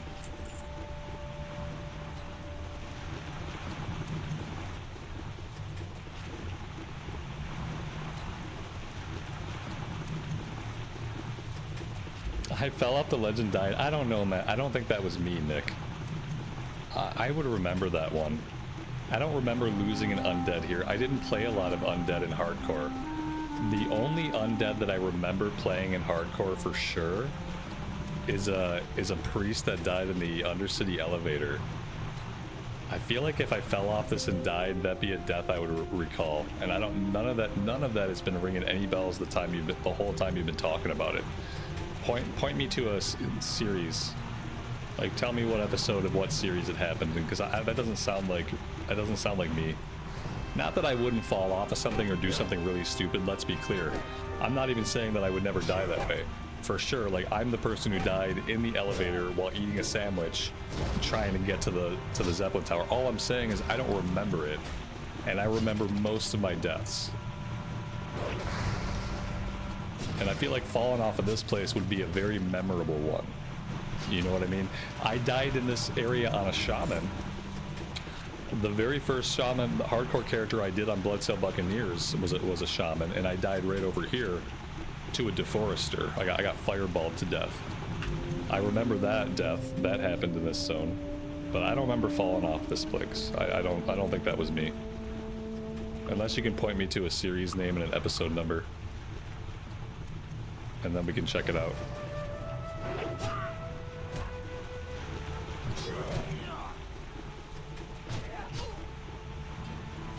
Yeah, I don't think it was me, man.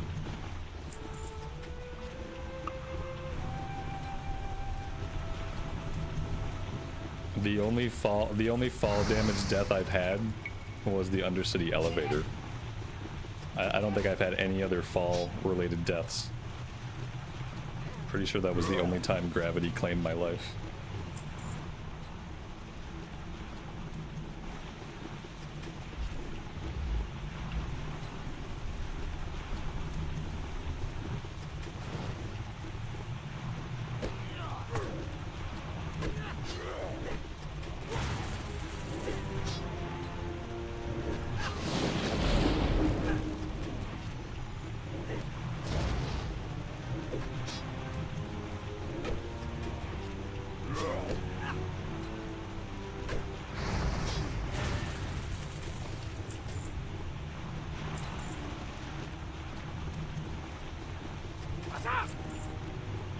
It's nice of them to put a vendor up here.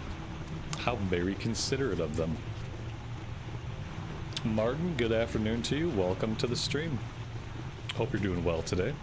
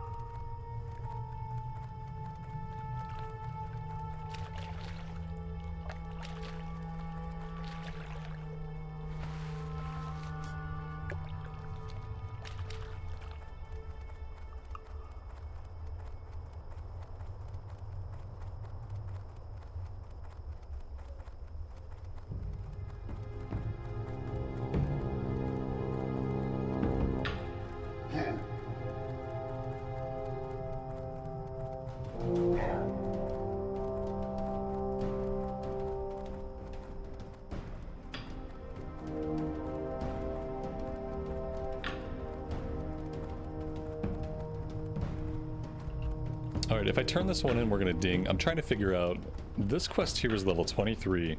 We're gonna ding level 29. It's a 6 level difference. I think this will still be green. I don't think we should lose XP here. We're gonna find out. It's either gonna stay green or it's gonna go gray. Yo, keep it real. If it goes gray, then we lost some XP. Be good. It didn't go gray. Okay, perfect. We're gonna turn that in next.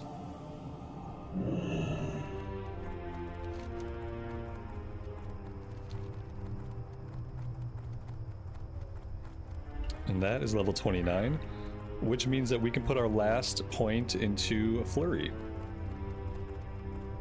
And I am not sure what we're going after next. Elemental weapons.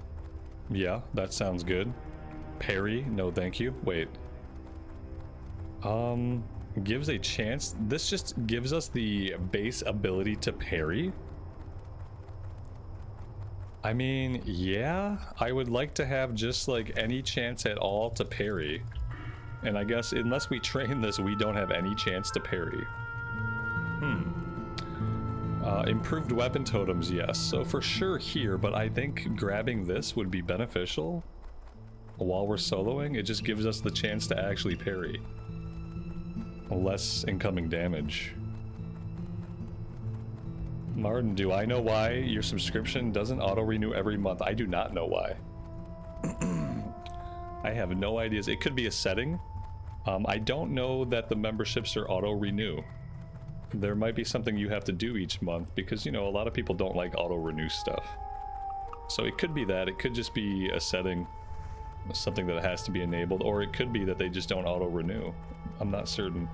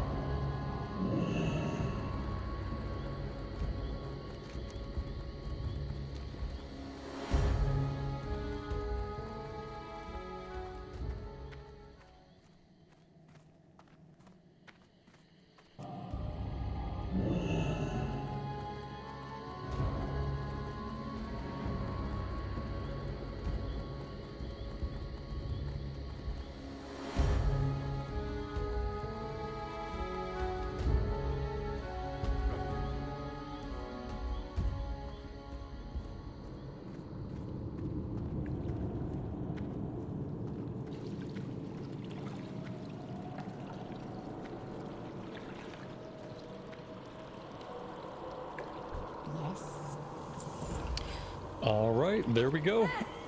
I had never done that quest before, so it was nice to do it, and it was nice to get full experience for it. It doesn't look like there's anything else in that chain. So whatever chain that was, it's all wrapped up. We are still going to do a bunch of stuff in Stone Talon. Everything there now is basically green, except for the breadcrumb leading into Thousand Needles. But we are going to do all that stuff tomorrow. I am out of time for today. Thank you all very much for hanging out with me. I really appreciate all the support and you guys being here. Hope you have a good rest of your afternoon or evening time. And as always, take care of yourselves, take care of each other, and we will see you back in Azeroth again very soon. Bye for now.